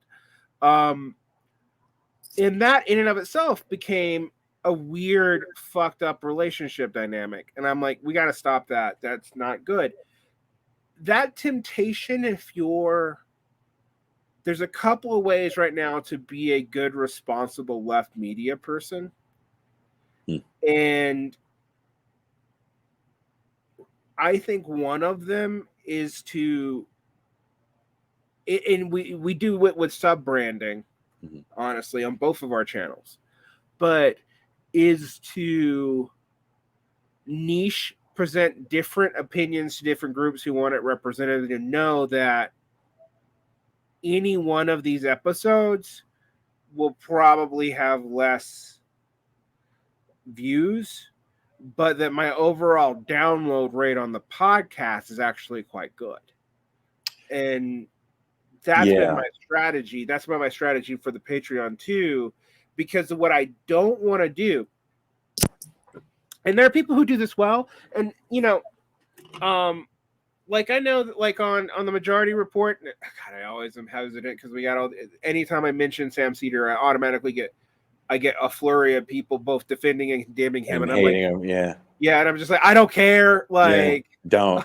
Like, it's not relevant to me in any way, form, or fashion. But that kind of show, the TYT, the Majority Report, the Michael Brooks show when he was alive, there is or even, the versions of it we don't love, like Jimmy Dore.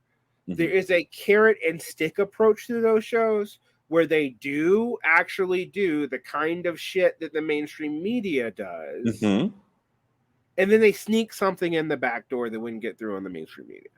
Now, I think that's an admirable thing to do, and it will build an audience. And when I look at their audience size, I just remember looking at TYT one day, and I'm like, holy crap, there's like 64,000 people watching this. I was recently on TYT with Anna, and I don't know how well the numbers did compared to like their other shows, but she has read my writing about working and living with the unhoused, and wanted to bring me on to talk about crime and the unhoused. And we only had 20 minutes. That's a more quote unquote professional show. Right? I mean, this is one of the things that I find it on. Like, there have been times, for example, Jason, where we tried to do deep dives into like labor unions and modern monetary theory or something on your show. Yeah. And we're in an hour, and I'm like, we can't cover this in an hour. We just can't do it. Like, we're going to get in. And they're covering this shit in 5 to 20 minutes. You got 20 minutes to synthesize your life and stories and whatever. And so I tried to hit all the beats I could in the 20 minutes, and I hope it was decent. I don't know, I did read some of the comments, and I was surprised at how many like right wingers hate watch that show. That's a weird phenomenon that I don't have to deal with. I think some of it has to do with we talked about this before. There's an attractive woman, so let me go tell her how stupid she is. Well, yes, there's definitely that, and I also think with TYT, there's a sense that TYT in particular was almost cable news. I mean, we forget this, but like in the time between 2012 and the Bernie run, like Zink and Co. had a segment on MSNBC. And you can't curse when you go on there because they actually are broadcast. When I was on, that show was being broadcast on cable at the same time as on TV. So there was here's a list of words you can't say. So, of course, no soundboard for me. But, people don't like these people, and their hatred for these people isn't about a certain amount of power that they wield or influence that they have that they think is negative. It's just fandom. Right. They don't like them like I don't like Raiders fans. Right. No, that's exactly what it is. I mean, like, and we talk about their stakes in the same way. I mean, like when I talk about TYT, I'm like, well, their time period was really 2012 to 2016. They're still a major brand, but they're kind of legacy brand. Mm-hmm. And then I'm like, oh my God, I sound like a Nielsen's ratings motherfucker. Like talking about, somebody in our field. In which case, a lot of what I'm saying is true, but it's not the important point. And all those shows, whether it be, even shows that are closer in our orbit, like Bad Faith. Is that Brianna Joy? Yeah, Brianna Joy Gray's show. All do the thing where they even themselves will take a controversial clip and throw it out there, and then it'll be even trimmed down more, so you only hear the absolute bad parts without caveats. Now, I try to make a show where that's real hard to do. But you're not talking about politics, D. You know what I mean? You're not sitting around here going, this is the thing that just happened to Ben Shapiro, and we all have to have a slow clap moment because this dude just told Ben Shapiro he can't get his wife wet. I just don't give a shit about that. Exactly. And honestly, do you give a shit what someone like that says? Because we're over here talking about like power and building power and dual power, and these cats are mad because they're like, this person said this. I'm like, they're not running for mayor. How much influence do you really think they have in a voting block? Are you more mad at this person than Tucker Carlson? Because they actually do influence legitimate voting blocks. It's wild to me that we have to have this conversation so much, but in some ways it's also not surprising. And I think with the music, one of the reasons why I think the music is so interesting as a comparative contrast to this, because you and I, as we talked about now, 4 hours over 2 shows, have been in this world and in this other world kind of simultaneously. For me, there's many years difference. I became basically an academic and slowly dropped writing about music. And then I quit being an academic, and I got brought into the podcasting world. Oh God, now 11 years ago, around 2011, 2012, to explain structural linguistics and philosophy to people. Right, that's what I was brought in for. And then Doug Lane found me, and I was talking about all kinds of strange things. And I've seen this develop over time. Like when I started this, the only podcasts that made money were NPR radio shows that were released as podcasts. Like Patreon has existed since like 2009, but no one had really figured out how to successfully use it until about 2014, 15. It was marketed towards musicians. The first time I heard of Patreon was around that time, and it was like, hey, this is how you could make some side money, releasing tracks first to Patreon members, and people can give you a monthly fee. And I think podcasting made more sense because you can get a bang for your buck. If you're a musician and you're trying to make money on Patreon, that's a fool's errand. You're never going to be able to release as much content as one Derick Varn. A band of people, even if they're self-recording, cannot legitimately make enough interesting content than one Derick Varn can. Yeah, it's an unfortunate truth, but it is a truth. I mean, podcasters kind of accidentally, or these types of things. There's some artists that actually, visual artists that have been able to do Patreon okay, But even some of the bigger ones, like Mr. Fish, he does a Patreon ain't paying his bills. He's a professor. I mean, to be fair, Patreon's not paying mine either, but it is. If you'd have told me I'd have made almost $1,000 a month, which I can't live off of, but is not an insignificant chunk of money. Yeah. From doing a show once a week, I would have been like, sign me up. Also, yeah. How? I could have sustained my music career if I would have been able to have that coming in the middle of tour cycles and recording, because you ended up rushing so much stuff out. When we talk about, musicians and how much they should or shouldn't get paid, if you're really a legitimate full-time touring musician, that means that, you're touring on an album, and that means you're also trying to get press for your tour. You can't get press for your tour if you're still on your first record and this is the second year it's been out. No one wants to cover you. Right. So you constantly have to be releasing material to tour behind, and you have to decide how long your tour cycle is going to be, unless you have management, booking agents that can help you with that. As far as, you do a headlining run to nobody and then they get you an opening spot. And you hope that you get enough heat from the opening spot. And depending on where you are in the opening spot, you hope that you get enough heat that you can then go on a headlining run. And it'd be something. I had some friends that had done, they were main support for the Used. And they played your hometown, where you are, not your hometown, but where you are right now, with the Used, and it was sold out. They went there then on a headlining run, and they were at a third capacity. That's crazy. And it was because they were out with the Used, and they were playing rooms that were too big. And eventually you're going to get dropped by your booking agent when that happens, because you're not profitable. Even though you're going to get paid, you're still not. Back to that whole thing about a ticket sellout.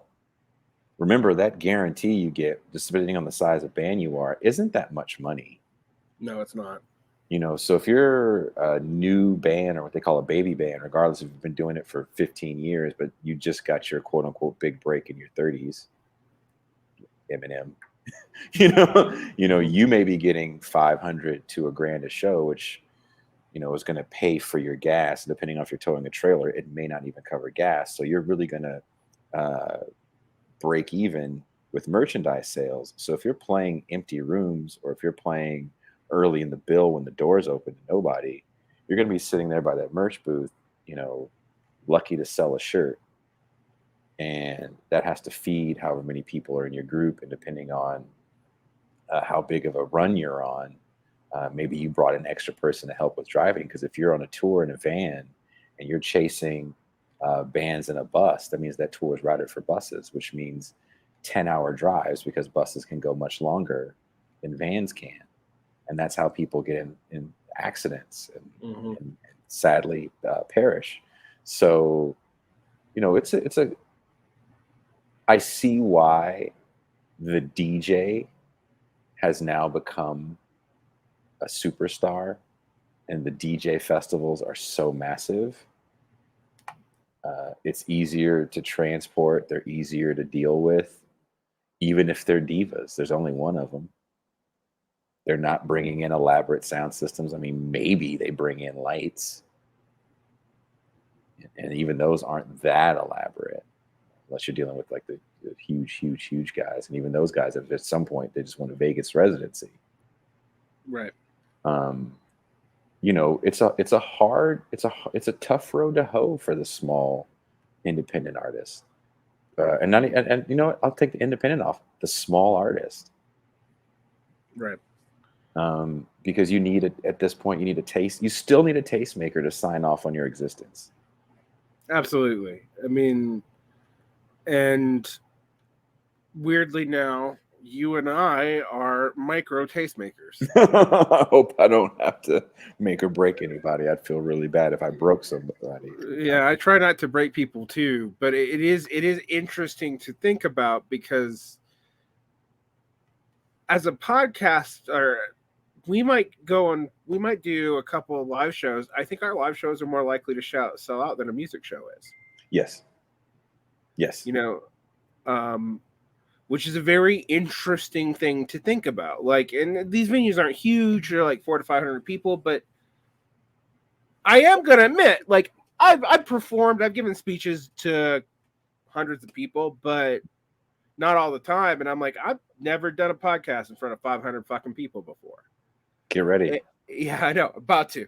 It's gonna happen in a month. By the time this is released, will have happened.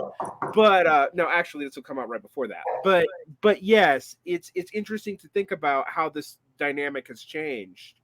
But podcasts are interesting too. If you think about the end of the festival, we were a sign of the change of media. And one of the things that has happened that's been both good and bad. All right. So we talked about the parallel problems. We talked about this parasocial relationship. We talked about the absolute expense of the old ways of doing things. And one of the things about a podcast is we're kind of fucking cheap to do. I mean, we still have, people got to keep these show venues up. They still got to sell alcohol, but we don't have riggers. We don't need that much for light. We need a good sound. We need a good PA. I'll be honest with you. I'll be honest. I'll be very transparent with the crowd, as my co-host says. Be very transparent with you, D. I wanted a video wall because Pascal's not going to be there, and I wanted a video wall, not a projector. And I've put video walls together before I started doing this for like higher end weddings in Napa. And so I started hitting up my friends that work in sound, like major sound for venues. And so I asked, I was like, hey man, what's up with hooking up a video wall? And that's not one of those things you can sneak out the back, right? No. And he goes, ooh, Jay, even a lower end video wall is going to cost a lot of money. And I was like, what about projector? He goes, ooh, Jay, that can get real tricky when it comes to lighting in the room. And I was kind of heartbroken by it, because I'm not worried so much about the PA, because we're going in a legitimate venue. I think the yeahs are going to be there before us. So it's a real venue. It's not like Joe's Rib Shack where they're putting together a PA on the spot.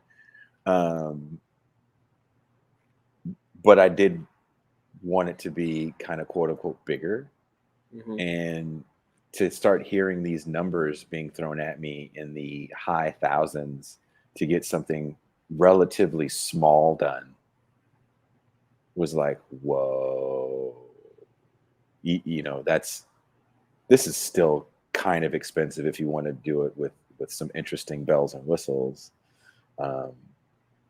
But to your point about, trying to put this stuff together, Michael Moore, who had one of the top podcasts on Apple, I want to say the first almost year of him doing his show, he did it strictly on his phone with his Apple AirPods.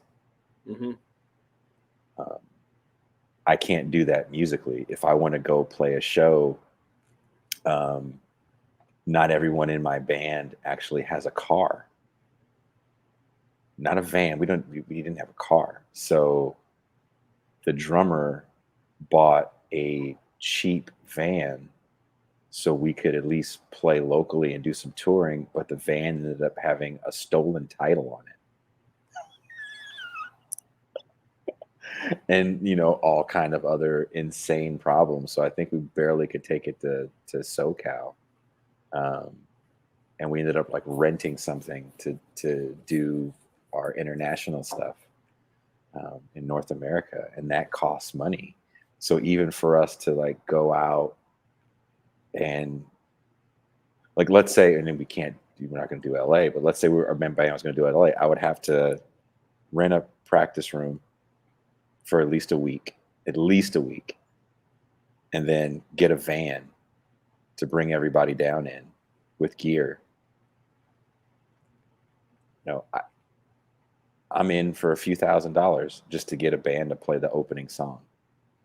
A few $1,000s for my band to just play the opening song.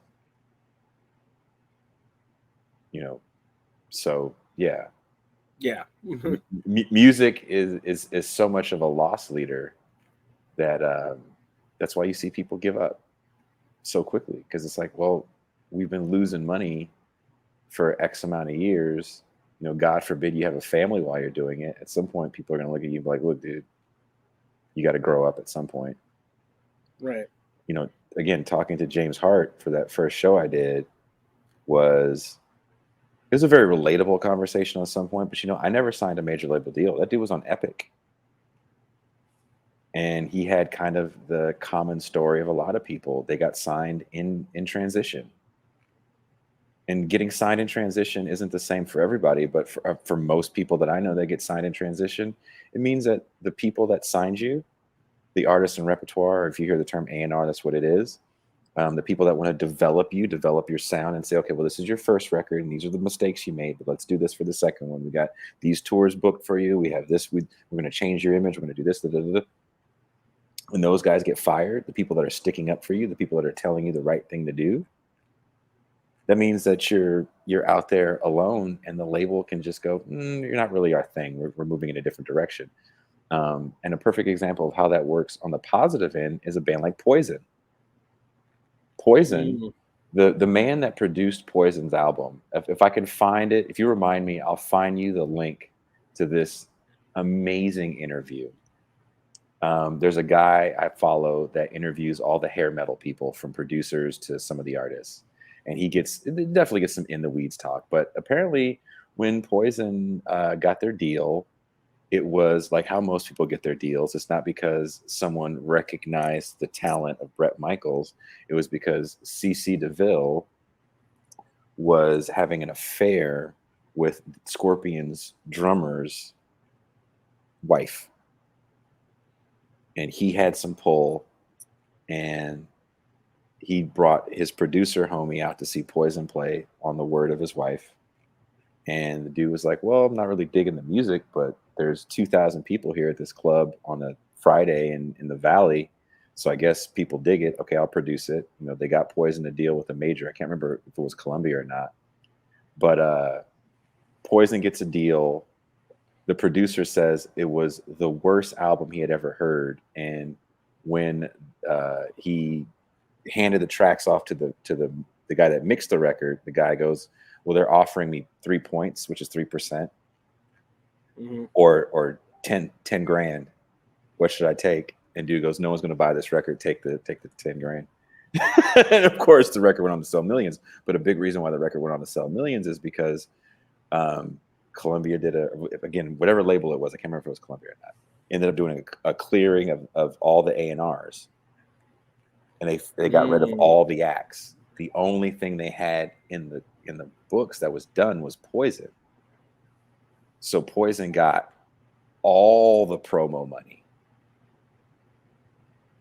So this band that the producer's like, this is garbage. It's like, this is never going to go anywhere.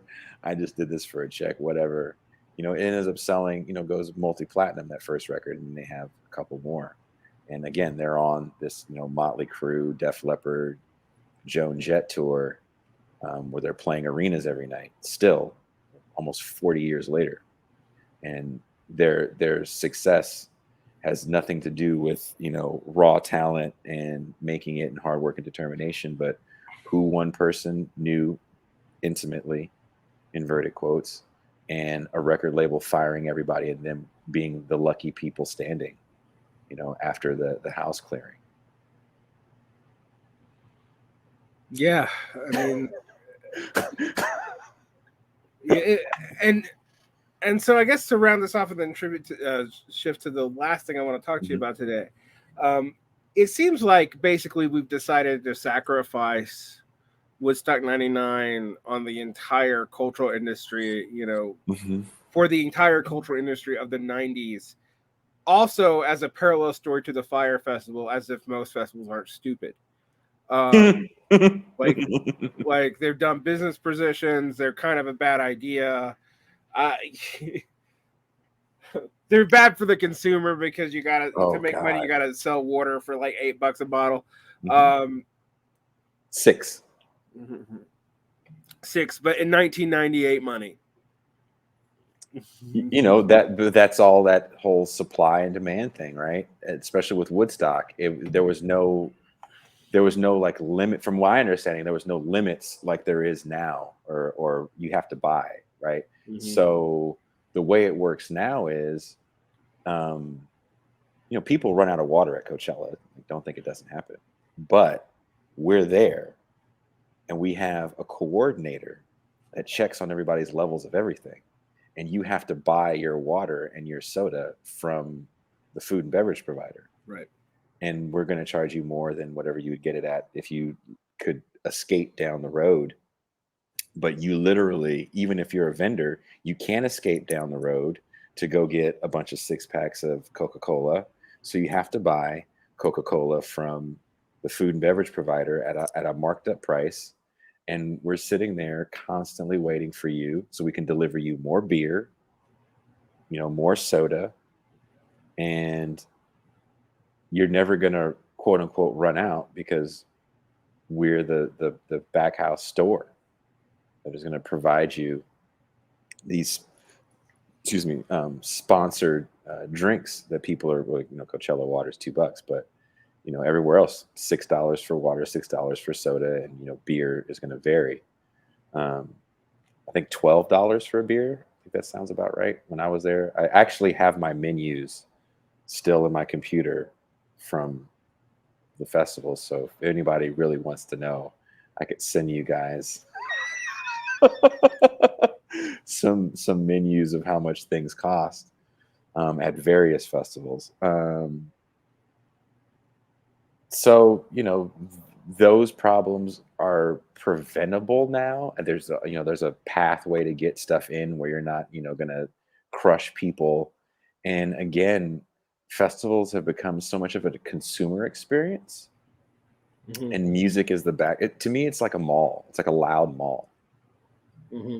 That's all a music festival is in the modern sense, post Woodstock 99. And again, the Coachella model is the model that becomes kind of what we know, which is the model of a Nickelodeon live event, a kids map. Right. And that's still kind of the plat map that they use to this day. And things have kind of changed in a way.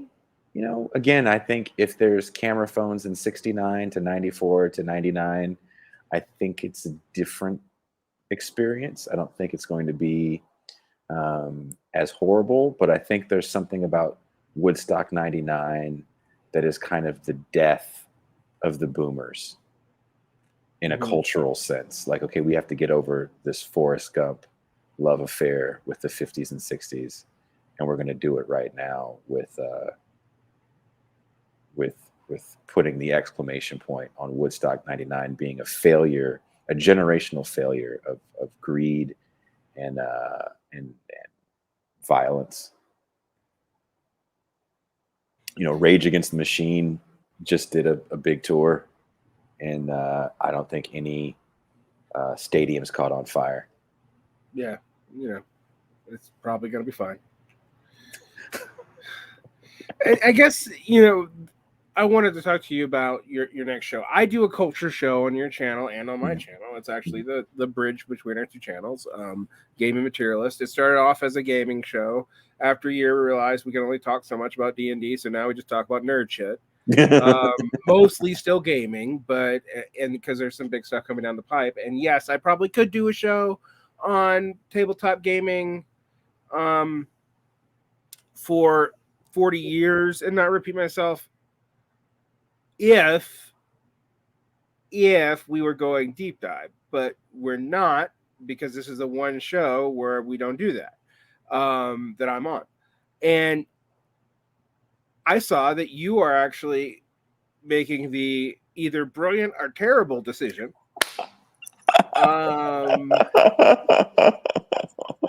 to do a deep dive pop culture and music show on the TIR channel, which is interesting because it's kind of what you started doing. But why are you starting a new sub-branded show now on this topic? I really like talking about music, and when I bring musicians on the main show, sometimes, I mean, honestly, sadly, one of the better shows we've ever done was a show we did on house music. It was one of the most fun shows we did. I think it was illuminating for a lot of people to hear the history of house music, the political history of like house and disco and all this fun, quote unquote, black music and quote unquote gay music. Um, and I wanted to do more stuff like that, but we were starting to do it on Saturday only.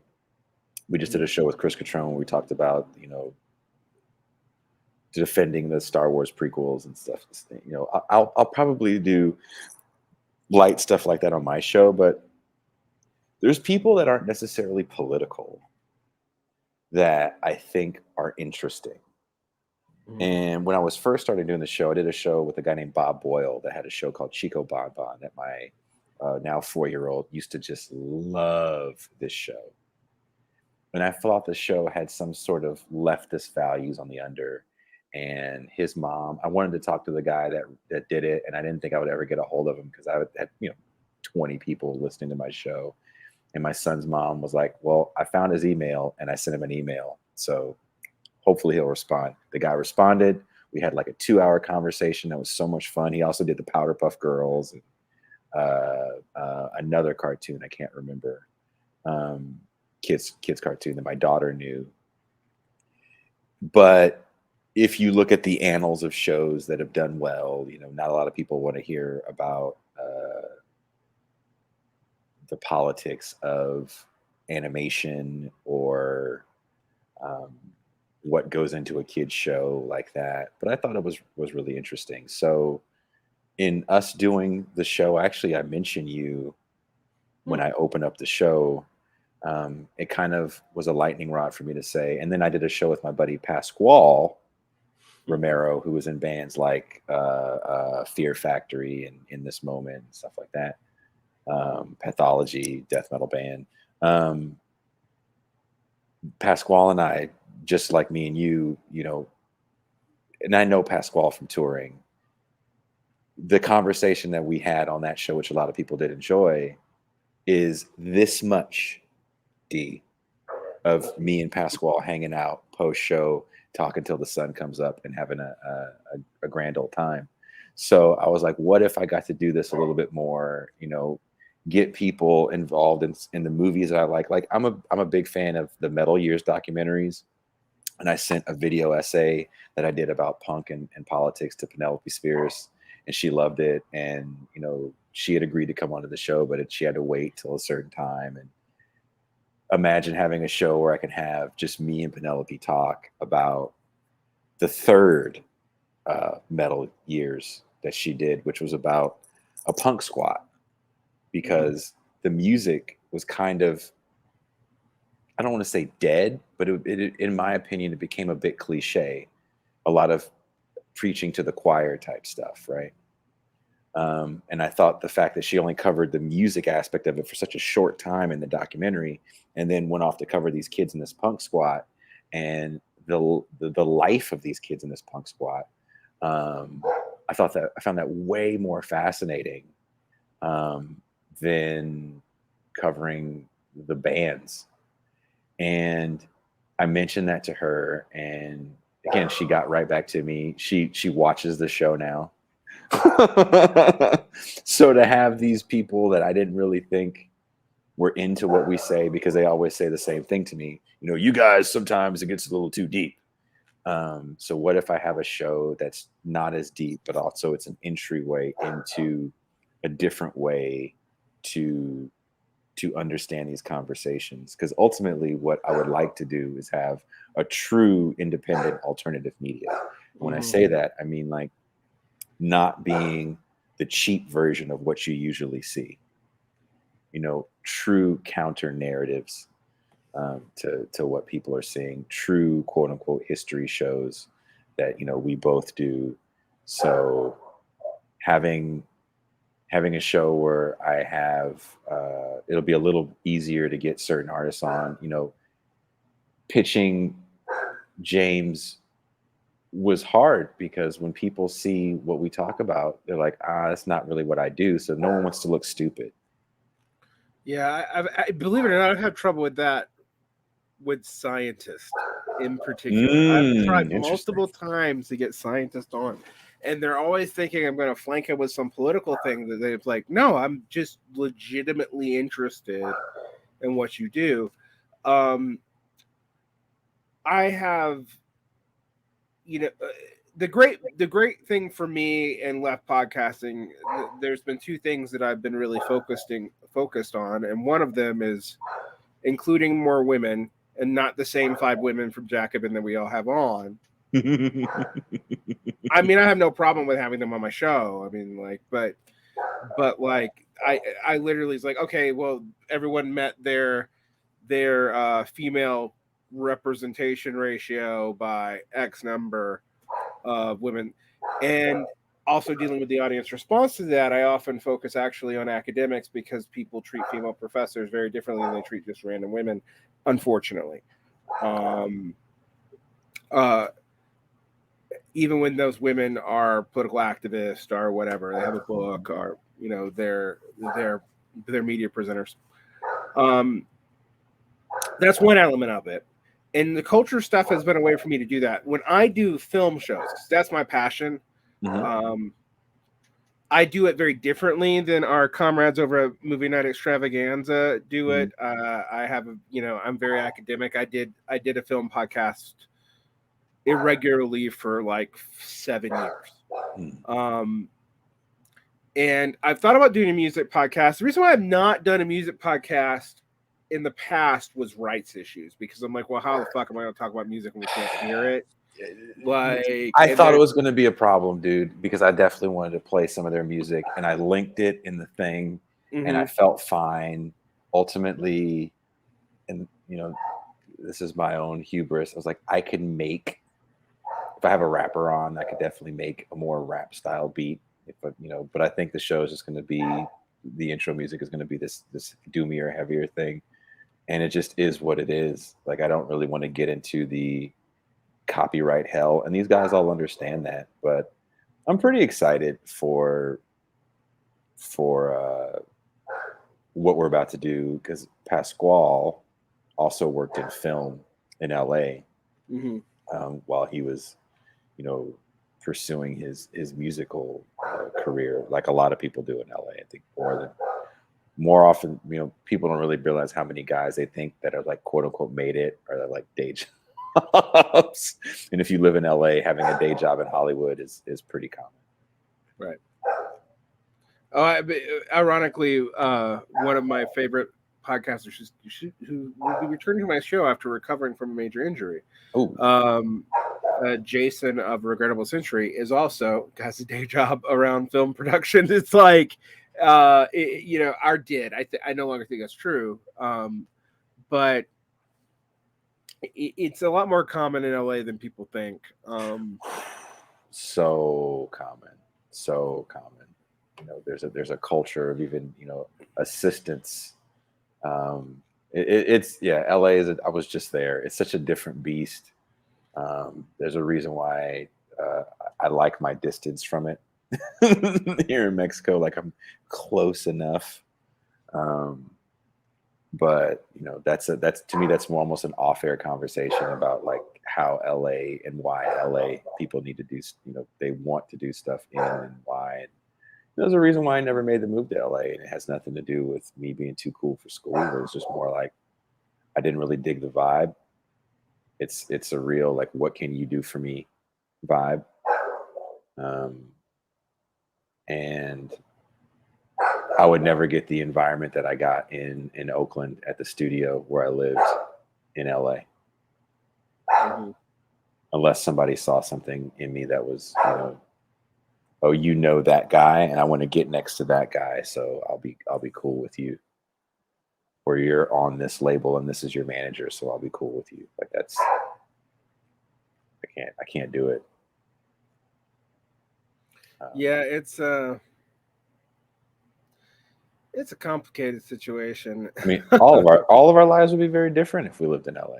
You know. Well, I mean, I will say this: I don't live, and I deliberately don't live, and I know that I risk my audience because the largest chunk of my audience is from New York, Mm-hmm. and then the next largest chunk is from fucking London. Weird. These are the two cities I insult the most on the planet. And when you add the Bay Area is a more personal thing for me because my ex-wife is from there. My one of my 4 best friends is from there, and so I've been traveling to the Bay and I've watched it morph from a expensive, and I've watched Oakland morph in particular. And yes, there's still parts of Oakland that are left behind, and I realize there's still chunks of poverty, but the Bay Area has such an interesting culture to it, but it's also a culture that's been so heavily gentrified now all the way out to the Modesto Valley. Yeah. So I know that, and I feel very complicated. Like when people are like, "Well, we should have Gavin Newsom run for president," and I'm like, "I'm gonna go throw up now," like just because I've just seen what's happened to San Francisco. I mean, it's funny because I say that as like my kind of reading the political tea leaves. I don't say that as any sort of like want or desire. I just think if you're talking about like viable candidates that can point to, I agree with you. I'm victory. just terrified by this prospect. I think you're right. I mean, although the complication to that, to play pundit a little bit, is there's never been a California liberal that's won a national election at that scale. No, there has not. California conservatives do, weirdly, when it was still a conservative state. People forget that turn happens during Bill Clinton. It's right, and it's weirdly what's happened now is it's a conservative state in pockets that have little political power but a lot of political resentment. But yeah, I mean, I think it really truly dies after Schwarzenegger. But we also have to look at like Jerry Brown has the California Democratic apparatus, the machine that he was a part of because he's a legacy Brown. Yeah, it's a legacy that, I mean, and he's been governor recently, and was also governor in the 70s.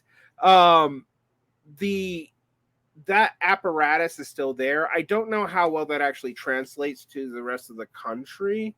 Newsom clearly thinks it can, but I often wonder, is he going to be like the Democratic version of Rudy Giuliani in 2008, which is like a very expensive. I don't know, man. Candidate. You have to think about, there's going to be a few things he's going to have to do in 2022 to really make 2024 matter. He's going to have to publicly do some sort of reining into PG&E because of the fires. And he's going to have to publicly do something to point his finger at the homelessness and say, but I did this to make it better. And here's the proof is in the pudding. Care courts seem like a very liberal response to like homelessness. And it seems almost frightening because there's like, oh God, what is that thing that Britney Spears had? I can't think of the word right now.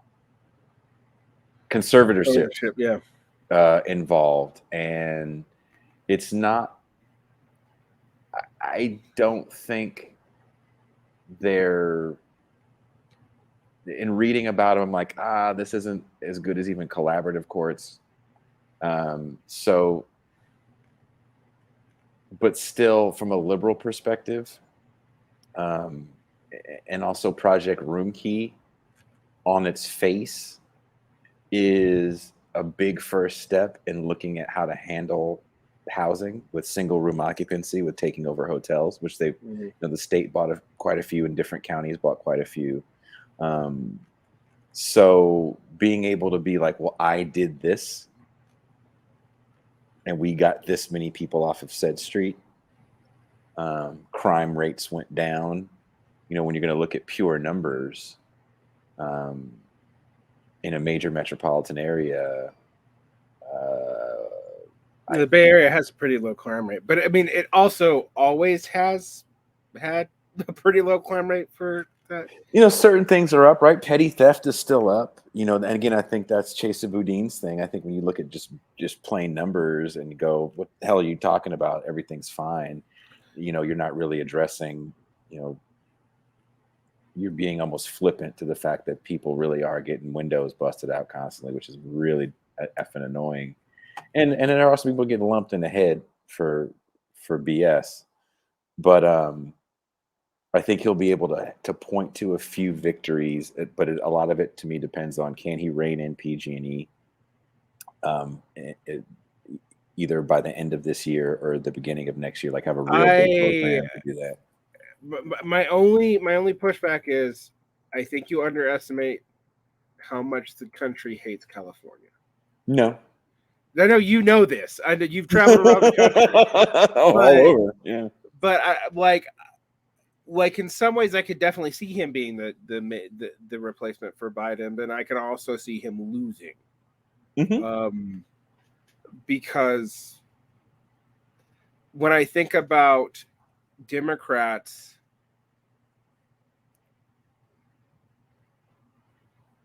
if they come from a Democratic stronghold, they do not do well nationally.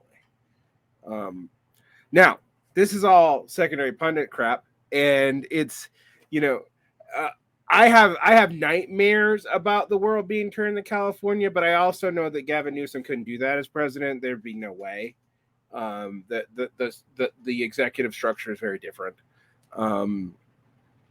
I mean, remember San Francisco at point in time, I don't know if they still do it, but I know when I was in San Francisco working as a cook, we all had health care. If you worked in any part of the food industry, you paid an extra tax. Yeah. And everyone that worked in the food service industry had health care. So, you know, being able to point at certain little victories, I think is really huge in a moment where it's all rhetoric and who can you get behind as a candidate that you like. And being that he's not trying to be Bobby Kennedy light like Beto O'Rourke or Obama Jr. like Pete Buttigieg. There's just enough progressive red meat there that it would. There really is. There would that it would sell well, but I also just, you know, you and I both know that California's kind of become the plaything of the rich, even with progressive policies. So it's like, hell yeah, it can seem like a libertarian hellhole because those are the people that are really behind, you know, the tech industries really and the real estate industry, right? These are the big moguls, and have been for some time in California. And that's really the people who's really behind a whole lot of things. like, I mean, it's the banking industry in New York. And I say this just, you know, as you know, we're way off topic now, but I am thinking about the future of the Democratic Party, and I can tell you that Newsom, of the three people I've heard talked about, one, Beto O'Rourke's a loser. Like, literally, he's just lost election after election after election. I don't know why we still care. He's doing decently against Abbott, but Abbott's also, I mean, he's nominally a winner, but he shouldn't be. Although he's now the longest serving governor of Texas, so what the fuck do I know? The general atmosphere, however, is going to be interesting because I kind of think we're at a point politically where whoever gets president is going to be remembered poorly.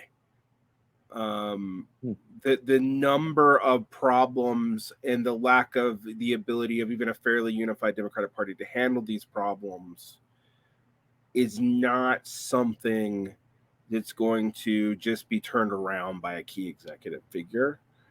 And that's been my problem with American politics for a while, is this over emphasis on the executive as everything falls apart, as if the executive could do things that it kind of can't do.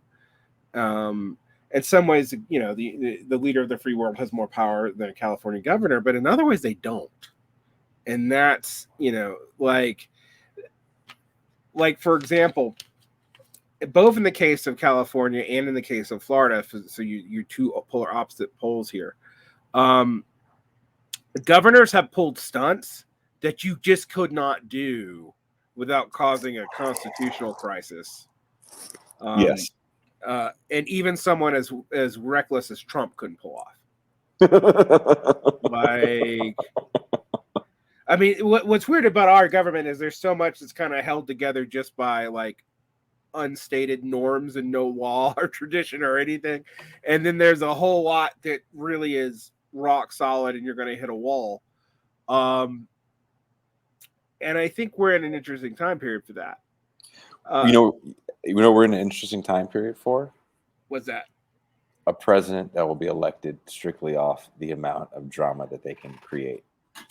And I think we saw that with Donald Trump, a president that could get a certain amount of good clicks, right? Right. Because if you think about his rise, because it's free ads. Yeah, well, his rise in the media sphere, right? It wasn't his first presidential run, but no, his first presidential run was for the Reform Party in 2020. Was it? Against 2000, right? Yeah, 2020. Yeah, 2000 against Pat Buchanan.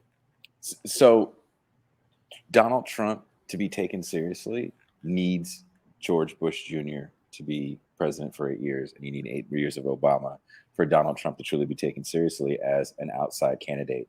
Because this isn't also the first outside candidate that we've seen in our lifetime. We had Ross Perot, and was it 96 or 92? Right. Or Obama technically was an outside candidate, even though he's a state senator. You know, people forget that presidents were generally governors. Right.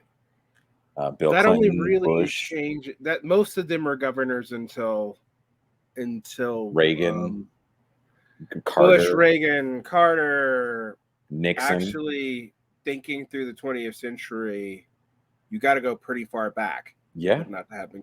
Gerald Ford's an exception, but he never won in a single election for executive office in his life. So, like, that's all because that's what I'm saying. Like, Obama is a bit of an anomaly, but the anomalies are the norm now. That had to happen because there needed to be a change, right? Right. And I remember traveling internationally, and people were so happy that Obama was president because he was black. It's like America's finally got out of their racist.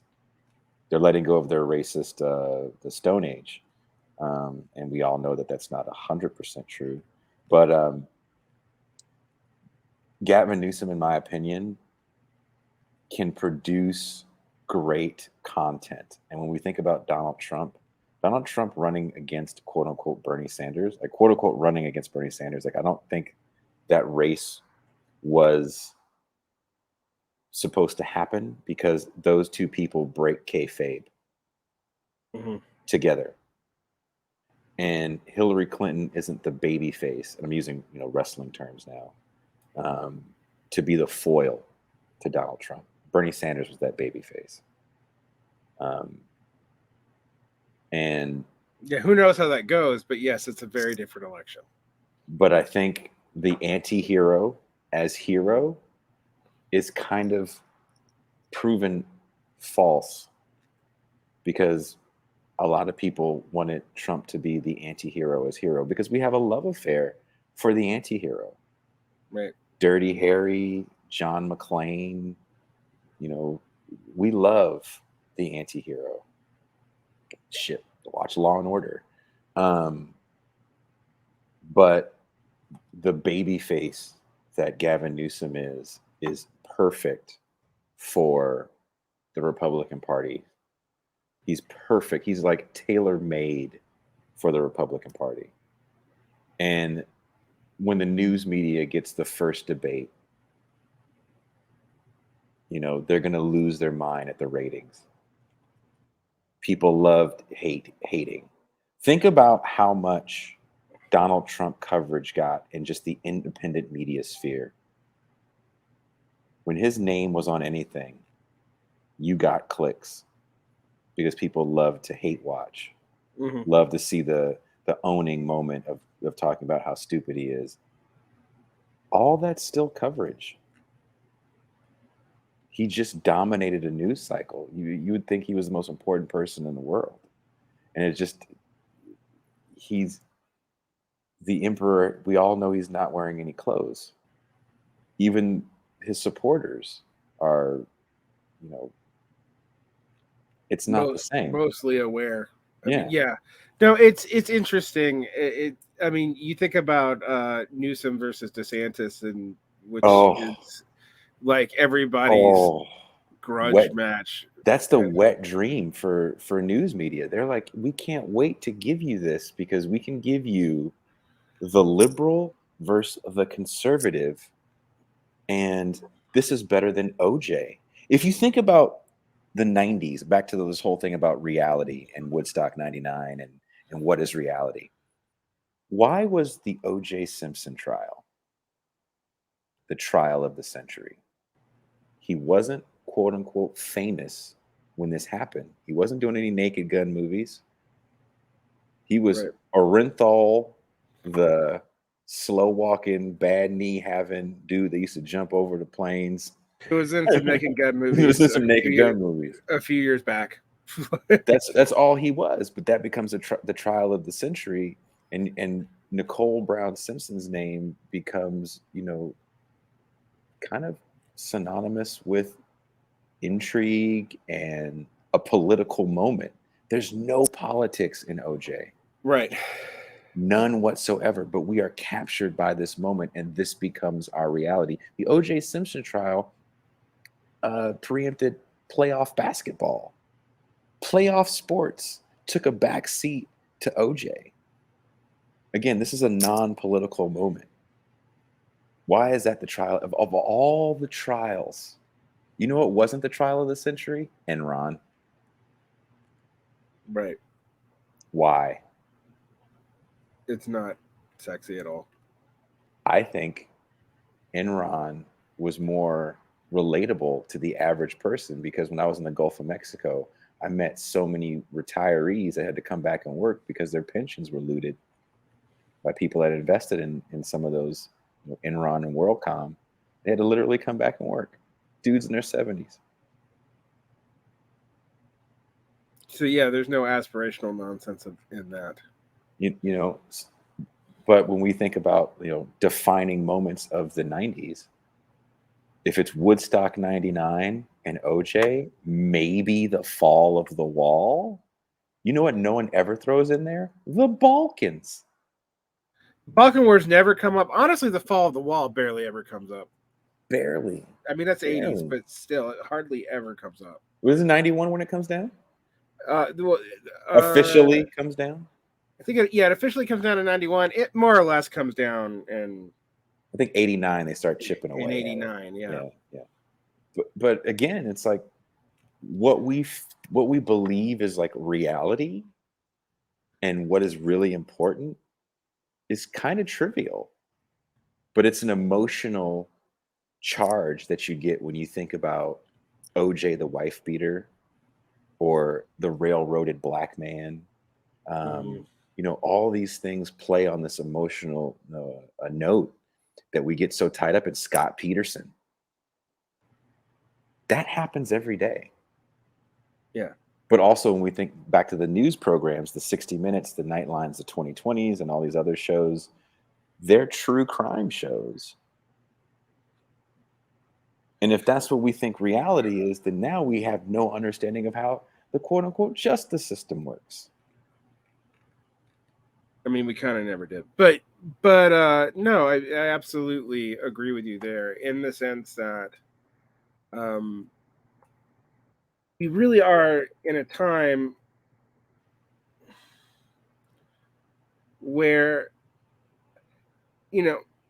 people make too much hay out of the spectacle, and I am one of the big critics of that. But there is a sense, in a very real way, that we have gotten to the point where the cultural entertainment bread and circus is part of our economy, drives our politics almost totally. That the best way to analyze politics now is to analyze it like wrestling.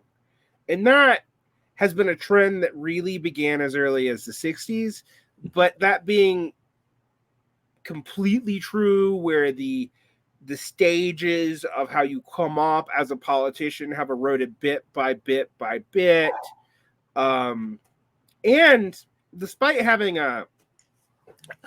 frankly, a media elite and an educational elite, the size and education level of which the world has really not known before, everybody seems incompetent and it all seems to be optics. Yes. Because you know what scares me? Like, if AOC, I say AOC is our first social media politician. I don't say it's Trump, because he was in the zeitgeist of our pop culture for decades. But AOC is a social media phenomenon. And what happens when you get a politician that, and I don't think she's mastered influencer culture and politics yet, or no, I don't think she has either. But what happens when you get a politician that actually understands that, and whoever's going to come after that is going to really understand that? And that's what scares me. If you've mastered influencer culture and politics, that's a frightening individual, and I think that individual is being created somewhere. And that's the Damien Omen 4 character for me that I'm watching out for. Me too, because we're seeing more and more elements of it. You see the simulacrum of Trump and DeSantis, who's still kind of a Harvard man, but can fake not being it, and governs by dint of pure negative partisanship as a way to get national attention. You see AOC, who is this, but so far can't build coalitions. Like, she's very popular amongst people who love her, but she's hated by, she polls worse than Nancy Pelosi a lot of times. But she knows how to get clicks, because she knows how to get clicks. Influencer. But she's not a master of it. And we don't have that person yet. And I, like you, am terrified of when we finally get it. Like, if you were to take of either political flavor that we have, a DeSantis and an AOC, and then, I don't know, a streamer, and smush them together. Like, those three components. Someone who knows how to really play the in-person signaling, but still be an inside person. Someone who knows how to do the media, and someone who has really, and AOC has the media component of it, which she doesn't really have, is because she's just slightly too old. Because I'm too old, and AOC's younger than me. But like you and I, we're exposed to media culture. I look at TikTok because I teach high school, but I play with it like this. Like, it's the first form of media where I'm like just waving my hands wildly in front of me when I touch it. And that's not true for, I'm kind of that way with Twitch too. Yes. Twitch to me is the perfect example of where we are as a culture. And this isn't a knock on Hassan at all. But when you have so many things going on at once, how can you take anything seriously? Right. It's I got my TV on, I'm looking at my phone, there's someone talking in my ear, I'm commenting at the same time. There's a million things going on at once. It kind of it lends to the moment that we're in, where give it to me in a slogan. Black Lives Matter. Okay, I got it. Right. Defund the police. I got it. What does it mean? It doesn't matter. I got it. What does any of it mean? It doesn't matter. If you don't get it, you're part of the problem. That to me lends itself to all this shit. I'm not saying blow Twitch up or whatever, but it's just. I know. I think about it. That's my observation. I watched a debate with Hassan against that Andrew Tate guy, and someone sent it to me, and it was just so much going on, and I was like, how can anyone watch this? Because the comments are, you know, and everybody wants to get a comment in, and you know, I don't know. And there's sound effects for different. There's just, and I sound like an old man yelling at trains, and that's fine. I don't mind being an old man yelling at trains. I am an old man, and I like trains. But I don't know. It's I say that because, you know, about the future person, because I kind of want us to all keep a bit of an eye open for it. Because again, reading the political tea leaves, that's going to be the next thing that's going to, you know, rally people like the 2016 election did and the 2020 election did. Mm-hmm. It's going to be that kind of personality. You know, we just now had a person walk literally off of the television set. Again, the fake reality television set into the White House based off of their time as a self-proclaimed billionaire playboy and then as the leader of the evil empire. And both things weren't 100% true. What comes after that? You've already accepted Bush Jr. You've already accepted Obama's hope and change with, you know, half of Wall Street in his cabinet. What do you accept after that? It's a hell of a question to end on. And we're going to end there because we were talking about Woodstock 99, but we've now gotten to the real dread of American which is the entertainmentification, to make up a word, of just like Slayer. Of politics. Yeah. This is like, well, I mean, there are very, very real ways in which Trump is the slayer of American politics. Cosplaying as a Nazi. Yeah. Also, doesn't really think they were going to do well. I mean, I'm very of the opinion that, like, yes, Trump definitely did not know how well he was going to do. But anyway, on that note, thank you for coming on. People should. What day is your new show coming out? I'm doing another one Monday. I haven't really decided on the actual day. I think we're going to alternate it Monday with the sports show that goes on. So some days sports, some days pop culture. Yeah. So it'll be some sort of pop culture thing. Again, it's all indoctrination to get you to become a dirty communist. That's all it is. That's all indoctrination. Most of this is. But that's all it is. Yep. All right. Subliminal indoctrination. Thank you, D. And thank you. And I will see you sooner than later. Yes, indeed. Have a good night. Let's end this thing. Boom.